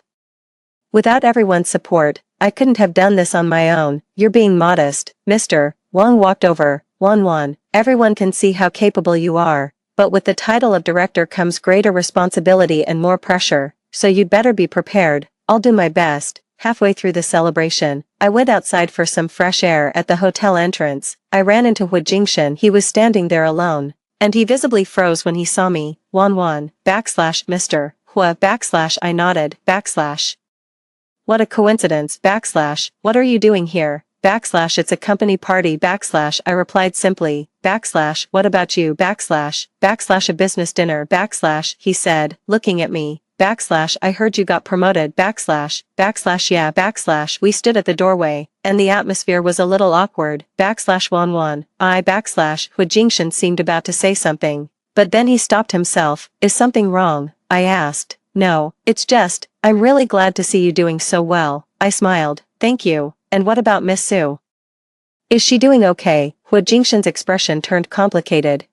We broke up. What? I said in surprise. Weren't you two engaged? Yes, but later we realized we weren't right for each other. Hu Jingshan gave a bitter smile. In fact, we were never a good match from the start. I was just blinded by my feelings at the time. I was silent for a moment. According to the story, the hero and heroine were supposed to go through some ups and downs, but in the end, they'd still end up together. Are they breaking up now because of me? This wild card. I'm sorry, I said. You don't need to apologize. This isn't your fault. Hu Jingshan looked at me. It's my fault. I've hurt too many people. What's past is past. May I ask you a question? What? If time could turn back, would we still have a chance? I looked at him, the man the original me had been obsessed with for 3 years. Hu Jingshan, there are no ifs. I said calmly, and besides, I'm doing very well now, really well. I have my own career, my own life, and I don't need to rely on anyone. But what? I cut him off. Did you just realize you'd lost someone who truly loved you? Did you suddenly figure out that Sururu isn't as good as me? Hu Jingshan said nothing. Hu Jingshan, none of that matters anymore. I said, I'm no longer the Shen Wanwan who couldn't eat or sleep because of you. I'm now Shen Wanwan,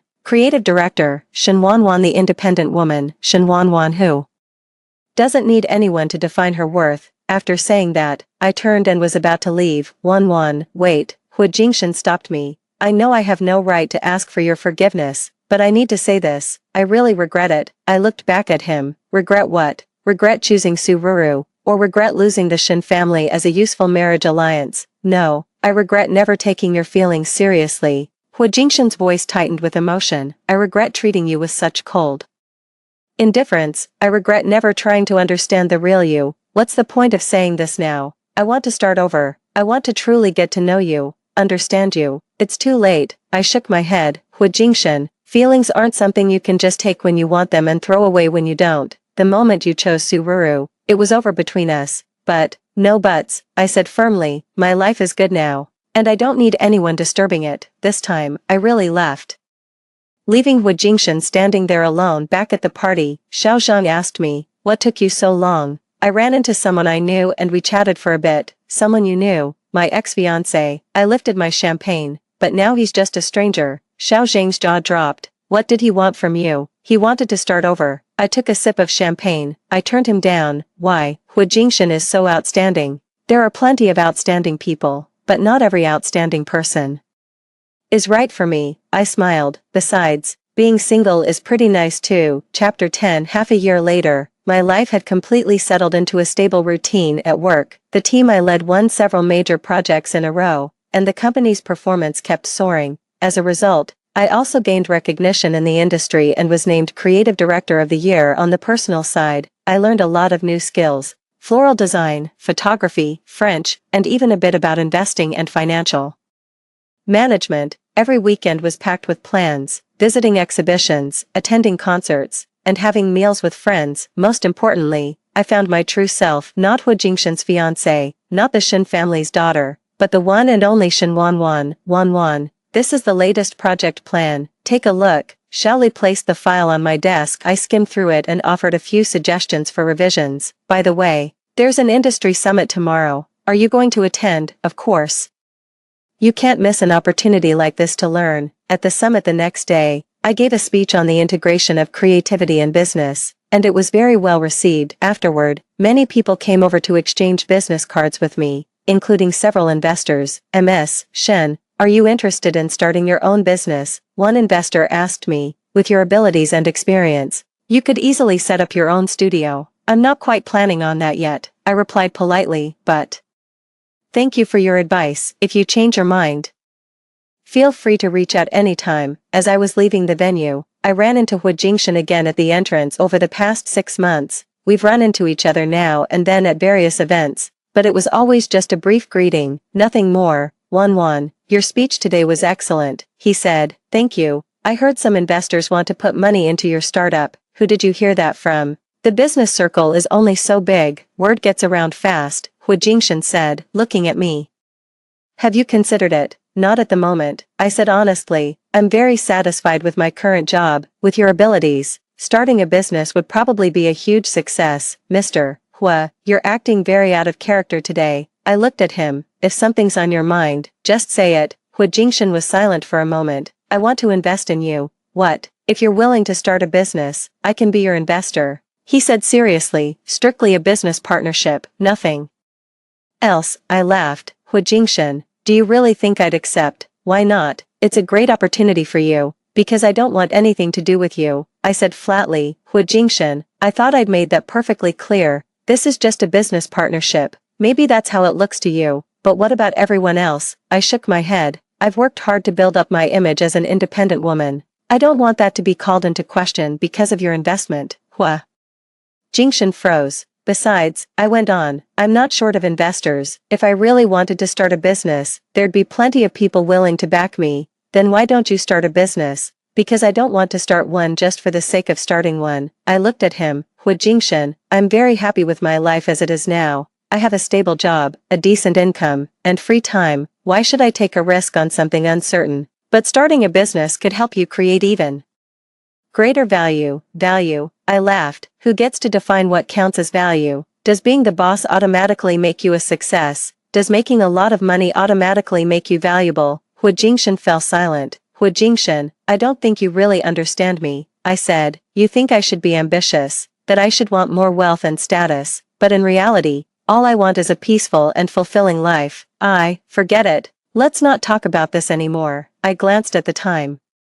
I've got plans, so I should go. After I left this time, I didn't look back again on the way there. I thought about what the investor had said. Starting my own business really would be a good choice. With my current experience and connections, the chances of success are high, but do I really want that kind of life, spending every day in meetings, fundraising, managing a team, and dealing with all kinds of complicated business problems? I shook my head. At least for now, I don't. I like the life I have now. Challenging, but not overwhelming, rewarding, but not enough to make me lose myself. The end. Story 2. On the day of our daughter's 5th birthday, Xiangwan posted a group photo on Moments with the caption, "The child was crying for her dad before going to bed," and her kind-hearted dad immediately put down his work and rushed over. The man lying on the bed with her in the photo was my husband, Zhou Xingjing. I looked at the message I received 10 minutes ago. There's something up at the company tonight. You and Mian don't have to wait for me. I gave it a like and then dialed the number of my divorce lawyer. When Zhou Xingjing came back,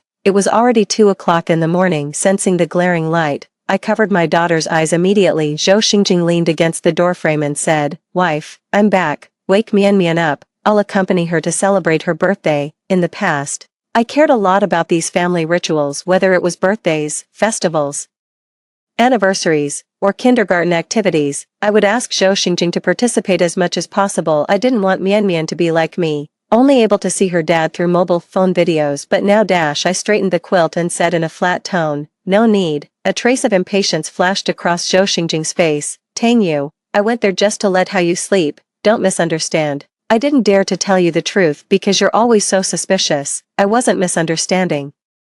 And from now on, I wouldn't be suspicious either. If you have nothing else to do, go to your own room. Don't disturb Mian's sleep. She has to go to school tomorrow. Hearing my reply, Zhou Xingjing sneered, "Suit yourself, but don't say later that I'm absent from Mian's growth." I turned around to turn off the light and gently patted my daughter in my arms, who had been slightly disturbed. As for his absence, it didn't matter anymore. After all, Mian's birthday wish this year was, "I don't want to see Dad anymore." The next morning, after having breakfast, Zhou Xingjing didn't go out directly as he used to. Instead, he sat there watching the morning news. When he was about to go out, he suddenly picked up his keys, walked over, and touched Mian's head. "Dad will take you to school today." The words were for our daughter, but his eyes were staring straight at me. 2 years ago, when Mian first started kindergarten, Zhou Xingjing picked her up and dropped her off every day, but after Xiangwan came, he went out earlier and earlier, saying that the company's morning meeting time had been advanced and he didn't have time to send the child. I always believed him until 3 months ago when Mian transferred to another kindergarten. I saw at the kindergarten gate that the man who should have been at the company bent down and carried a little boy out of the back seat, so it wasn't that he didn't have time to pick up and drop off our daughter, he just had more important things to do. That night, we had a fierce quarrel. From the next day on, Mian never asked her dad to send her to school again. Although I had decided to get a divorce, Zhou Xingjing was still Mian's father after all. After thinking for a moment, I didn't say no. The man's lips curled slightly, and he bent down to pick Mian up. When I opened the car door, I was stunned. The back seat was filled with things: an Ultraman water bottle, a wooden bow and arrow, a women's shawl behind the seat. There was also a family photo hanging. Noticing my gaze, Zhou Xingjing's face changed slightly. Xiangwan hung it up casually, saying that how you would be happier seeing it. Don't throw a tantrum over such a trivial matter again. If it were in the past, I would definitely smash the family photo and then cry and question Zhou Xingjing what Mian and I meant to him. But now, I nodded. It's a nice photo. Zhou Xingjing looked at me with a strange expression. Aren't you angry? Angry, maybe I should be, but somehow, I felt nothing.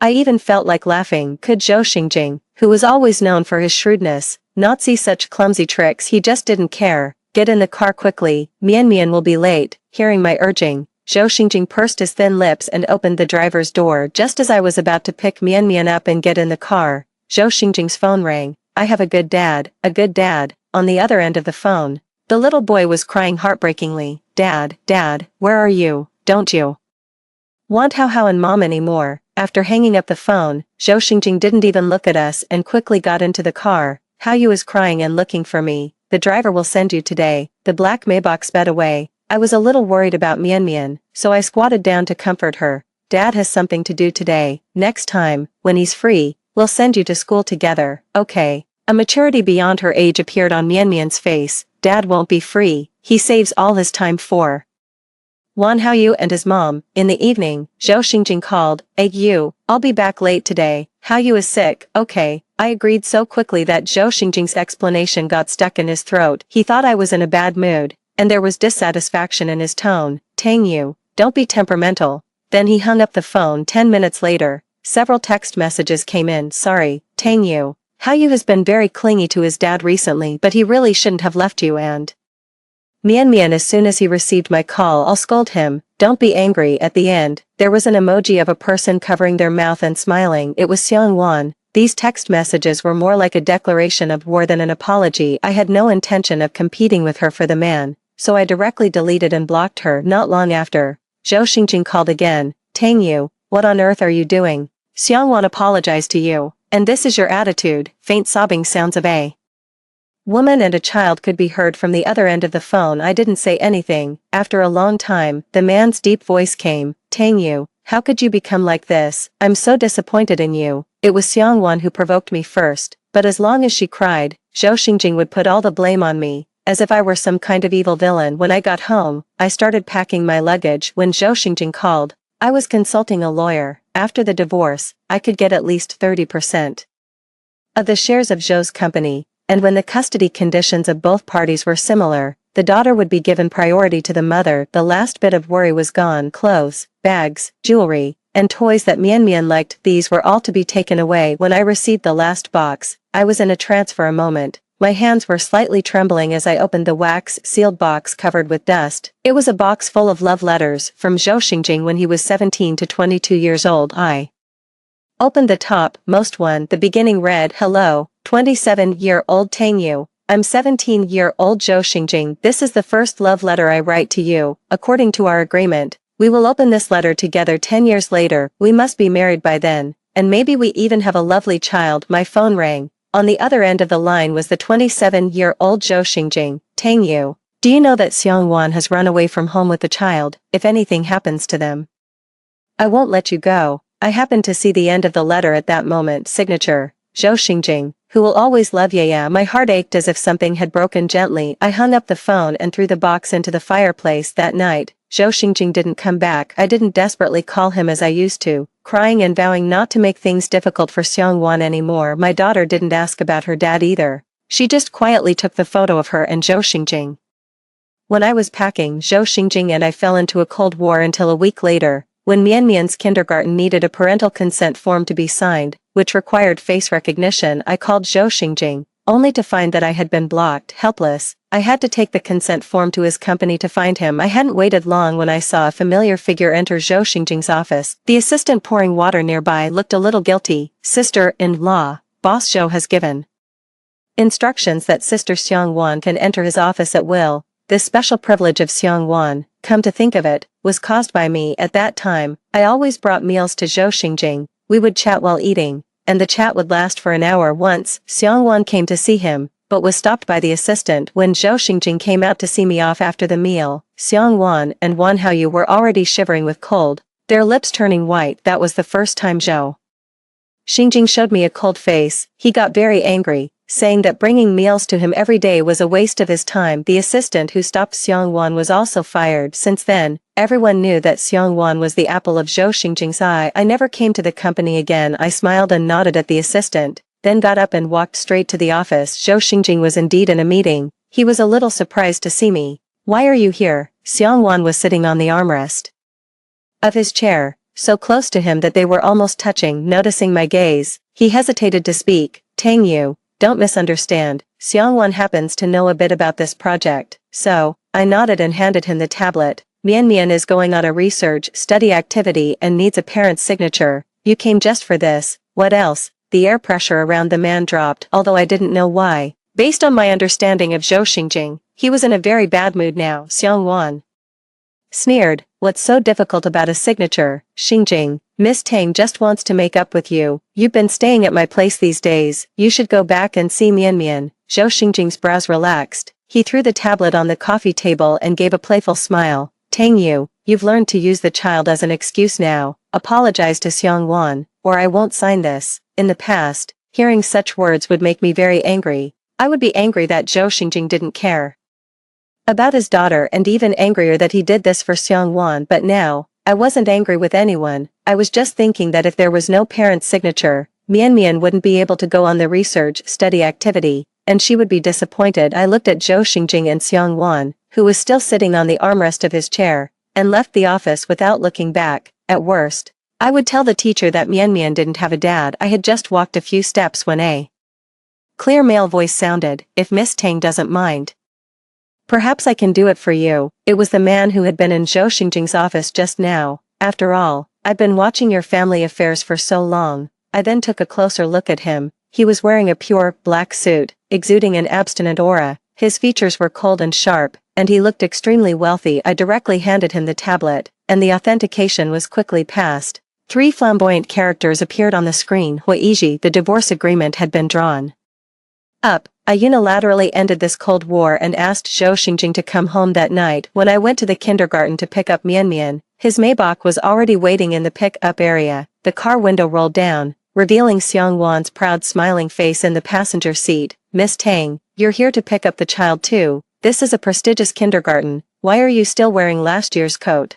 Aren't you afraid that the child will be laughed at?" I didn't bother to pay attention to her and moved a little further away. Xiang Wan looked at the man in the driver's seat, her face full of grievance. "Xingjing, did I say something wrong again?" Miss Tang seems angry, but Zhou Xingjing, unusually, didn't answer. He stared at my thin coat without moving, and said in a stiff tone, "Tang Yu, it's windy outside, get in the car first." I moved even further away. I don't know when it started, but we became more and more estranged. Even when he said a word of concern, it seemed so forced. When we were almost at the gate, 2 children in the line started fighting. Frowning, I saw that one of them was Mianmian. I quickly ran over and pulled them apart, only to find that the other child in the fight was Wan Haoyu. He was stunned when he saw me, then immediately sat on the ground and started crying. "Wah wah wah, Auntie hit me, it hurts so much." Zhou Xingjing and Xiang Wan also rushed over. Xiang Wan picked up her son, her face full of resentment. "Tang Yu, even if you don't like me, you can't take it out on a child. It's just a fight between 2 children. Do you have to be so excited?" Zhou Xingjing also looked at me with dissatisfaction, completely forgetting that Mianmian was his biological daughter. The teacher looked embarrassed. "Ms. Mianmian's mom, Ms. Haoyu's mom." The 2 children saw Mr.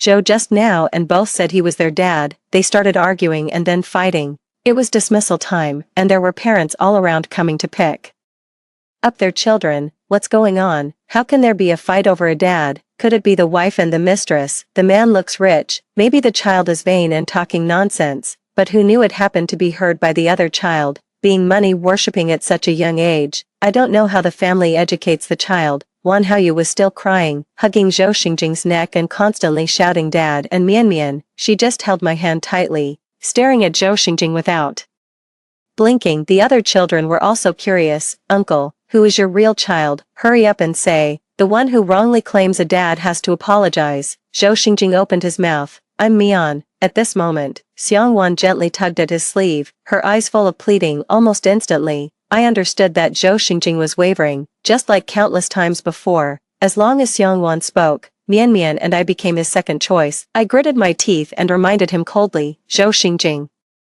your answer now will affect Mian Mian for the rest of her life. Think carefully before you speak. The man's body stiffened slightly, his lowered eyes showed no emotion. He said in a voice that was not loud but could be heard by everyone present, I'm Haoyu's dad. Little kid, did you mistake me for someone else? My heart tightened, as if it had been struck hard by a sledgehammer. I was so pained that I almost shed tears. This is our daughter. The odd-looking parents started to blame Mian Mian. Little girl, why are you wrongly claiming someone else's dad and even hitting his real son? Yeah, even after the truth is out, she still doesn't apologize. She has no manners at all. She's jealous of their wealth and wants to be a rich man's daughter. That's all. Her mom doesn't look like a nice person either. She looks so flashy. Maybe she's in that kind of business and deliberately taught her daughter to wrongly call someone dad to find a rich backer. Zhou Xingjing, are you even human? Before I could finish speaking, a sharp pain came from my palm. Mian Mian bit her lower lip, her grip on my hand surprisingly strong. Her eyes quickly dimmed. Mom, let it go. Then, she bowed woodenly to Zhou Xingjing. Uncle, I'm sorry, I mistook you for someone else. In the dessert shop, I held my daughter tenderly. Mian Mian, he is your dad. Mom doesn't force you to love him, but I also don't want you to grow up with hatred. A calm childish voice replied to me. Mom, I don't have a dad. He himself admitted that he's Wan Haoyu's dad. I touched the divorce agreement in my bag and booked a flight to Hong Kong City for tonight. On my phone was an apology message from Zhou Xingjing sent 10 minutes ago. I'm sorry, but Haoyu comes from a single-parent family. In that situation just now, I could only lie. I'll explain it clearly to the teacher tomorrow. I'll never let our daughter be wronged. This was the first time he apologized to me for something related to Xiang Wan. But unfortunately, I no longer needed it, and neither did Mian Mian. One last trip back to pick up our documents and some change of clothes, and then we could bid farewell to this city completely. I thought no one was at home, but to my surprise, there were not only people but quite a few of them in the living room. Wan Haoyu was holding Mian Mian's favorite toy, sitting on Mian Mian's exclusive small sofa and watching TV. Zhou Xingjing and Xiang Wan came out of the kitchen with dishes in their hands. They were both stunned when they saw Mian Mian and me. I frowned. We weren't divorced yet, and he already brought them home. Zhou Xingjing explained about what happened today. Xiang Wan felt she should apologize to you. She was afraid you'd think it wasn't sincere, so she wanted to cook some dishes herself. They're all your favorites. I sneered. I don't dare to eat the food you two made. Feeling guilty, Zhou Xingjing, unusually, didn't get angry. He said to Mian Mian and Wan Haoyu, you two go play in the room for a while. Dad and Mom have something to talk about. As soon as the children entered the room, Xiang Wan came up to apologize, whether intentionally or not. She stood in a row with Zhou Xingjing. Miss Tang, what happened today was all my fault. I blame myself for not correcting Haoyu in time, making him always think Xingjing is his biological father. If you really mind, I'll take Haoyu and leave City S. I'll never come back to bother you and Xingjing again. As she spoke, she started to cry. I looked at the woman in front of me and remembered the first time we met. At that time, her husband had just passed away. She was kneeling in front of us with her child, crying pitifully. Now that I think about it, perhaps Zhou Xingjing had feelings for her from that moment on. A woman with raven black hair and red lips, kneeling in front of him, saying he was her reliance for the rest of her life, who could remain unmoved. I curled my lips and took out the divorce agreement. You don't need to leave, I will. Zhou Xingjing, let's get a divorce. After the divorce, you can be Xiang Wan's good husband and Wan Haoyu's good father openly. Zhou Xingjing looked at me with a gloomy face, his eyes dark. Tang Yu, are you threatening me? I nodded. Let's just say so. The man laughed out of extreme anger. Tang Yu, do you really think I don't dare? I've told you so many times. Brother Wan is my childhood friend. When we were young, we swore that if one of us passed away, The remaining one would take good care of the other's family. Why are you so narrow-minded? I remained calm. Yes, I'm narrow-minded, Mr. Zhou. You're so magnanimous. Don't bother with me. Hurry up and sign the agreement. Enraged by my indifferent attitude, Zhou Xingjing snatched the agreement, didn't even look at it, picked up a pen and signed his name, then threw the papers at my feet. Tang Yu. I signed it. What about you? Do you dare to divorce? I picked up the agreement. Just as I was about to speak, Wan Haoyu ran out of the room crying, "Wah wah wah, Dad, Mian Mian hit me." The bloodstain on his face was particularly scary. Zhou Xingjing glared at me, his eyes as if he wanted to eat me. Tang Yu, look at the good daughter you've raised. Mian Mian also came out of the room. Mom, I didn't hit him, he fell down by himself. Zhou Xingjing roared, Zhou Mian Mian, you've even learned to lie. Apologize to Haoyu right now. Do you hear me? Mian Mian glanced at him but didn't answer. Seeing this, Wan Haoyu cried even louder. Wah wah wah, Dad, it hurts so much. Zhou Xingjing looked at Mian Mian coldly. Mian Mian, Dad doesn't like children who lie. You're really disappointing, Dad. Mian Mian was about to say something, but I stopped her. Zhou Xingjing, there are surveillance cameras at home. To find out who's lying, we just need to check the surveillance. Hearing this, Xiang Wan's eyes became a bit flustered. Unusually, she tried to smooth things over. Forget it, forget it. It's normal for kids to fight. There's no need to check the surveillance. Our Haoyu is the older brother. It's okay if his little sister hits him a couple of times. What do you mean forget it? My daughter, Tang Yu's daughter, can't be wrongly accused. You have to check the surveillance today. Seeing my insistence, Zhou Xingjing opened the door to the surveillance room. On the surveillance, it was clearly shown that Wan Haoyu fell down by himself. Xiang Wan kept making excuses beside him. Xingjing, Haoyu is just a child. He was so scared that he had to lie. Maybe Mian Mian bullied him before, or else he wouldn't act like this. But Zhou Xingjing seemed not to hear. He stared fixedly at the upper left corner of the surveillance screen. In the video, I threw a box into the fireplace, my movements quick and without the slightest hesitation. Zhou Xingjing rushed over and grabbed my wrist, his eyes red-rimmed. Tang Yu, you burned it. How could you burn it? I looked into Zhou Xingjing's eyes and said in a calm tone, it was crawled over by bugs, it was dirty, and I didn't want it, so I burned it. I'll take Mian Mian back to Hong Kong City. I'll send you the agreement later. Seeing my expressionless face, Zhou Xingjing visibly panicked. He finally realized that I really wanted to divorce him. Yeah, I don't really want a divorce. I thought you were just threatening me. Xiang Wan was also in a panic. The fake smile on her face could barely hold up, but she still forced herself to speak. Is Miss Tang using a retreat as an advance, burning a box of worthless things? It doesn't seem to be worth much. Get out of the way. Xiang Wan fell to the ground, looking at Zhou Xingjing in disbelief. Wan Haoyu also started crying loudly. Wah wah wah, Mom lied. Mom said that after driving them away, Dad would be mine alone. I did everything Mom told me to do. Why aren't they leaving? Why aren't they leaving? In an instant, the man's face lost all its color. I didn't bother to watch their commotion. I picked up my daughter and walked out. If we didn't leave soon, the plane would be late. In Hong Kong City, my mom, accompanied by the driver, was waiting for me at the airport. I told you long ago not to marry that poor guy. With a mother like his, what good person could he turn out to be? I covered Mian Mian's ears. Mom, the child is here. My mom sighed. After all, she felt sorry for her daughter. Coming home is the most important thing. Then, she lovingly started playing with her granddaughter. After resting for a few days, I took Mian Mian to look for a new kindergarten. Finally, we settled on a private school near our home. It had excellent confidentiality and held many parent-child activities. When I finished signing and was about to leave, the kindergarten principal stopped us. Miss Tang, the child's father said he's on his way. There's an activity today. You can participate and have a look. Zhou Xingjing, I frowned. The words of refusal were just on the tip of my tongue when a male voice interrupted me. The activities in this kindergarten are very interesting. Does Mian Mian want to give it a try? Outside the door was none other than Hui Yiji, whom I had met last month. Seeing my stunned expression, Hui Yiji waved his hand in front of my eyes. What, don't you recognize the child's father? After some explanation, I found out that Hui Yiji's information was entered during the school roll connection. I felt a bit apologetic, but he waved his hand. It's nothing. Anyway, I'm not busy. I looked at his phone that rang 10 times in 3 minutes and didn't expose him. Today's activity was a parent-child sports meeting. Mian Mian chose the 3-legged race and the relay race to participate in. She was screaming with joy on the playground. Shaking off the gloom of these past few days, I took some precautions. During the break of the activity, I asked my mother to check Huiji's identity. Who would have thought that as soon as I sent his name and photo, my mother laughed. This is the Hua family's boy. He often snatched your toys when you were little. Have you forgotten? Suddenly, it dawned on me. I finally knew where the sense of familiarity with Huiji came from. I grew up in Hong Kong City. I moved to City S with my parents after graduating from primary school and rarely came back. Thinking carefully, I saw Huiji once at my grandpa's funeral a few years ago. After the activity, I took Mian Mian home. As we were walking, Mian Mian's face suddenly turned solemn. I followed her gaze.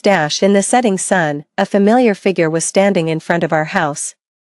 It was Zhou Xingjing. He chased us to Hong Kong City and, as if nothing had happened, followed Mian Mian and me. He was there at the kindergarten, the mall, and the dessert shop. Sometimes, he would come up and say a few words. When he saw our impatient expressions, he would retreat behind us with a desolate look on his face. At night, he always stood outside the Tang family's villa. When he was sleepy, he would doze off leaning against the door. Until half a month later, Huiji returned from a business trip abroad and entered the Tang family's house. In front of him, hearing the bodyguard say, "Miss has given instructions that Mr. Hui can enter, but you can't." He finally couldn't control his emotions. His eyes red. He asked me, "You, we loved each other so deeply. Have you really forgotten all about it?" I was stunned. The 17-year-old Zhou Xingjing would get up at 5 in the morning to wait for me to go to school and would patiently explain problems to me. The 20-year-old Zhou Xingjing would start his thank you speech on the podium with my name and would bend down to tie my shoelaces on the crowded campus. The 22-year-old Zhou Xingjing would wash my feet with warm water every day when I was pregnant,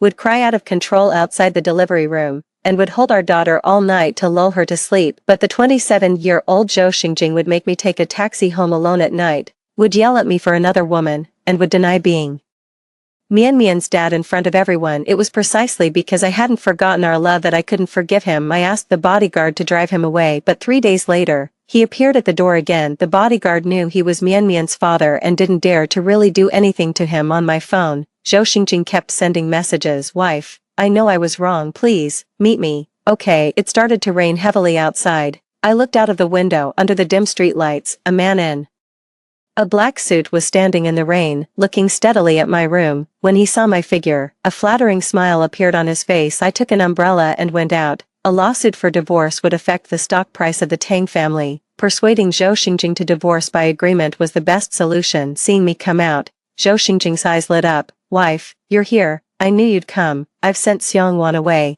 No one will bother us anymore." Then, he took out a little rabbit doll from his arms. "Mian Mian said she wanted to buy this before. I brought it for her. Can you give it to her for me?" The rain was pouring heavily. The man didn't care about sheltering himself from the rain, but tightly protected the doll in his arms with his coat. Mian Mian did say she wanted this, but it was a year ago. At that time, Zhou Xingjing was busy helping Wan Haoyu go through the school enrollment procedures and had no time to pay attention to her. I took the doll and directly threw it on the ground. Affection that comes too late is cheaper than grass. Zhou Xingjing's face turned pale. He forced a smile that was uglier than a cry. "Wife, you're still angry, right? Listen to me. I really have nothing to do with Xiongwan. She's just being amorous, so she's been trying to stir up trouble between us." I smiled mockingly. If Zhou Xingjing hadn't given her hope, how could she have the guts to provoke me again and again? She deliberately called him late at night, calling Zhou Xingjing away from home. She deliberately put photos of her and Wan Haoyu in the office, making new employees who didn't know the truth think she was Mrs. Zhou. She deliberately pasted Wan and Haoyu's special car on the car door to declare her sovereignty. All of this was obvious to even a 5-year-old like Mian Mian, but Zhou Xingjing, the person involved, said he didn't know. He just thought Mian Mian and I couldn't leave him,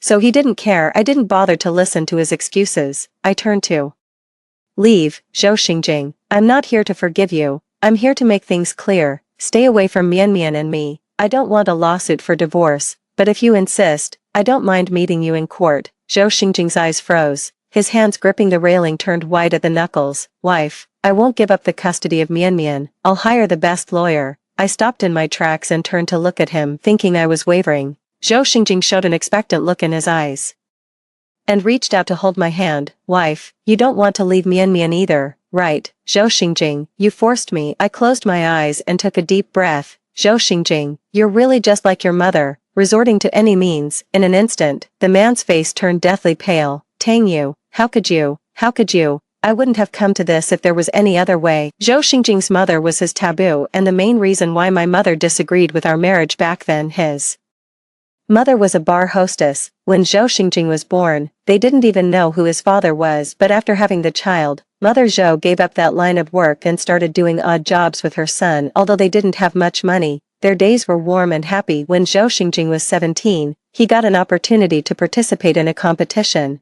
The registration fee and travel expenses added up to a considerable amount. Zhou Xingjing planned to give it up, but the school principal directly called his home that night. Quite a few people saw Mother Zhou enter a red-lit hair salon on the street when a fat-faced man came out of the salon. Zhou Xingjing, holding a dagger, was about to rush at him. I held him back with all my might. The teenager knelt on the ground, crying heart-rendingly, just like he was doing at this moment. The man squatted on the ground, holding his face, and sobs came through his fingers. Tang Yu, don't treat me like this, please. Zhou Xingjing soon agreed to the divorce and didn't fight for the custody of Mianmian. I got 80% of the shares of Zhou's company. After getting Mianmian's consent, I changed her surname to Tang. Occasionally, some gossips would tell me news about Xiang Wan. Zhou Xingjing gave her a sum of money and asked her to leave City S and go back to her hometown, but she refused. She made several scenes at the company, demanding 20% of the shares of Zhou's company with outrageous greed. Zhou Xingjing finally saw her true colors clearly, called the police, and even took back the money he gave her before. Xiang Wan left in humiliation. After enjoying the life of luxury and wealth, she was not willing to do an ordinary job at all. She went around to catch meals and find rich men to rely on. In less than half a year, she got sick. As for Wan Haoyu, having lost his value of being used, he was directly sent back to his grandmother's home in the countryside. After the divorce, Zhou Xingjing would come to Hong Kong City once a month to visit Mianmian, hoping to repair their father-daughter relationship.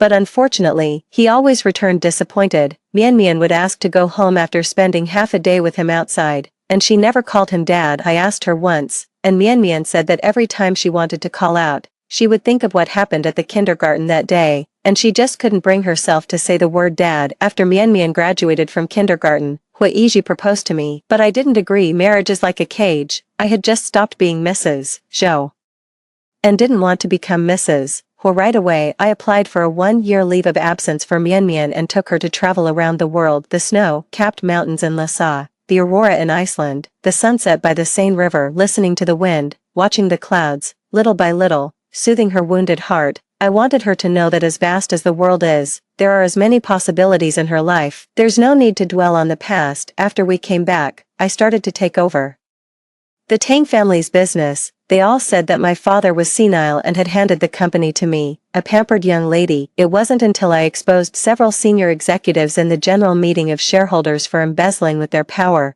removed a group of high-level managers on this ground, and then launched new products based on my years of living in City S, quickly seizing the market. Then they realized that I came prepared. In the business world, I would also run into people I knew before. They said that Zhou Xingjing had now completely become a workaholic. Only when Mai and Mianmian's names were mentioned would there be some emotional fluctuations in him. Why bother? Back then, you were an exemplary family that many people in the circle envied, yet, for someone else's wife and child, you ended up with a broken family. I heard that Mianmian still refuses to call him dad. If you have nothing else to do, go to your own room. Don't disturb Mianmian's sleep. She has to go to school tomorrow. The meeting has been postponed. I can't pick up the child again. My father and mother were traveling abroad, so I had to call Hui Yiji and ask him for help. He was quite proficient. After picking up Mianmian, he came to the company. After dinner, he sent us home on the way. As soon as Mianmian got home, she ran upstairs. The child has grown up and likes to be alone in the courtyard.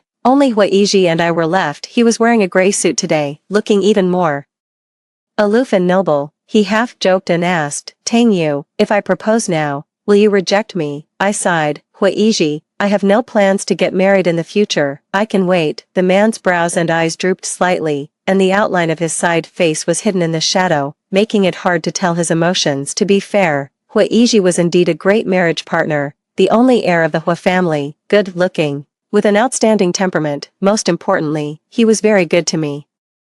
And Mianmian, my mother, had also asked me if I really wasn't attracted to him at all. I didn't answer at that time, but at this moment, looking at the man's bitter smile, I blinked. But, for the sake of you treating me to dinner, maybe you can have a room of your own in the Tang family. The evening breeze in June in Hong Kong City blew by, under the moonlight. Hui Yi's dim eyes instantly lit up. Then, thank you, President Tang, the end.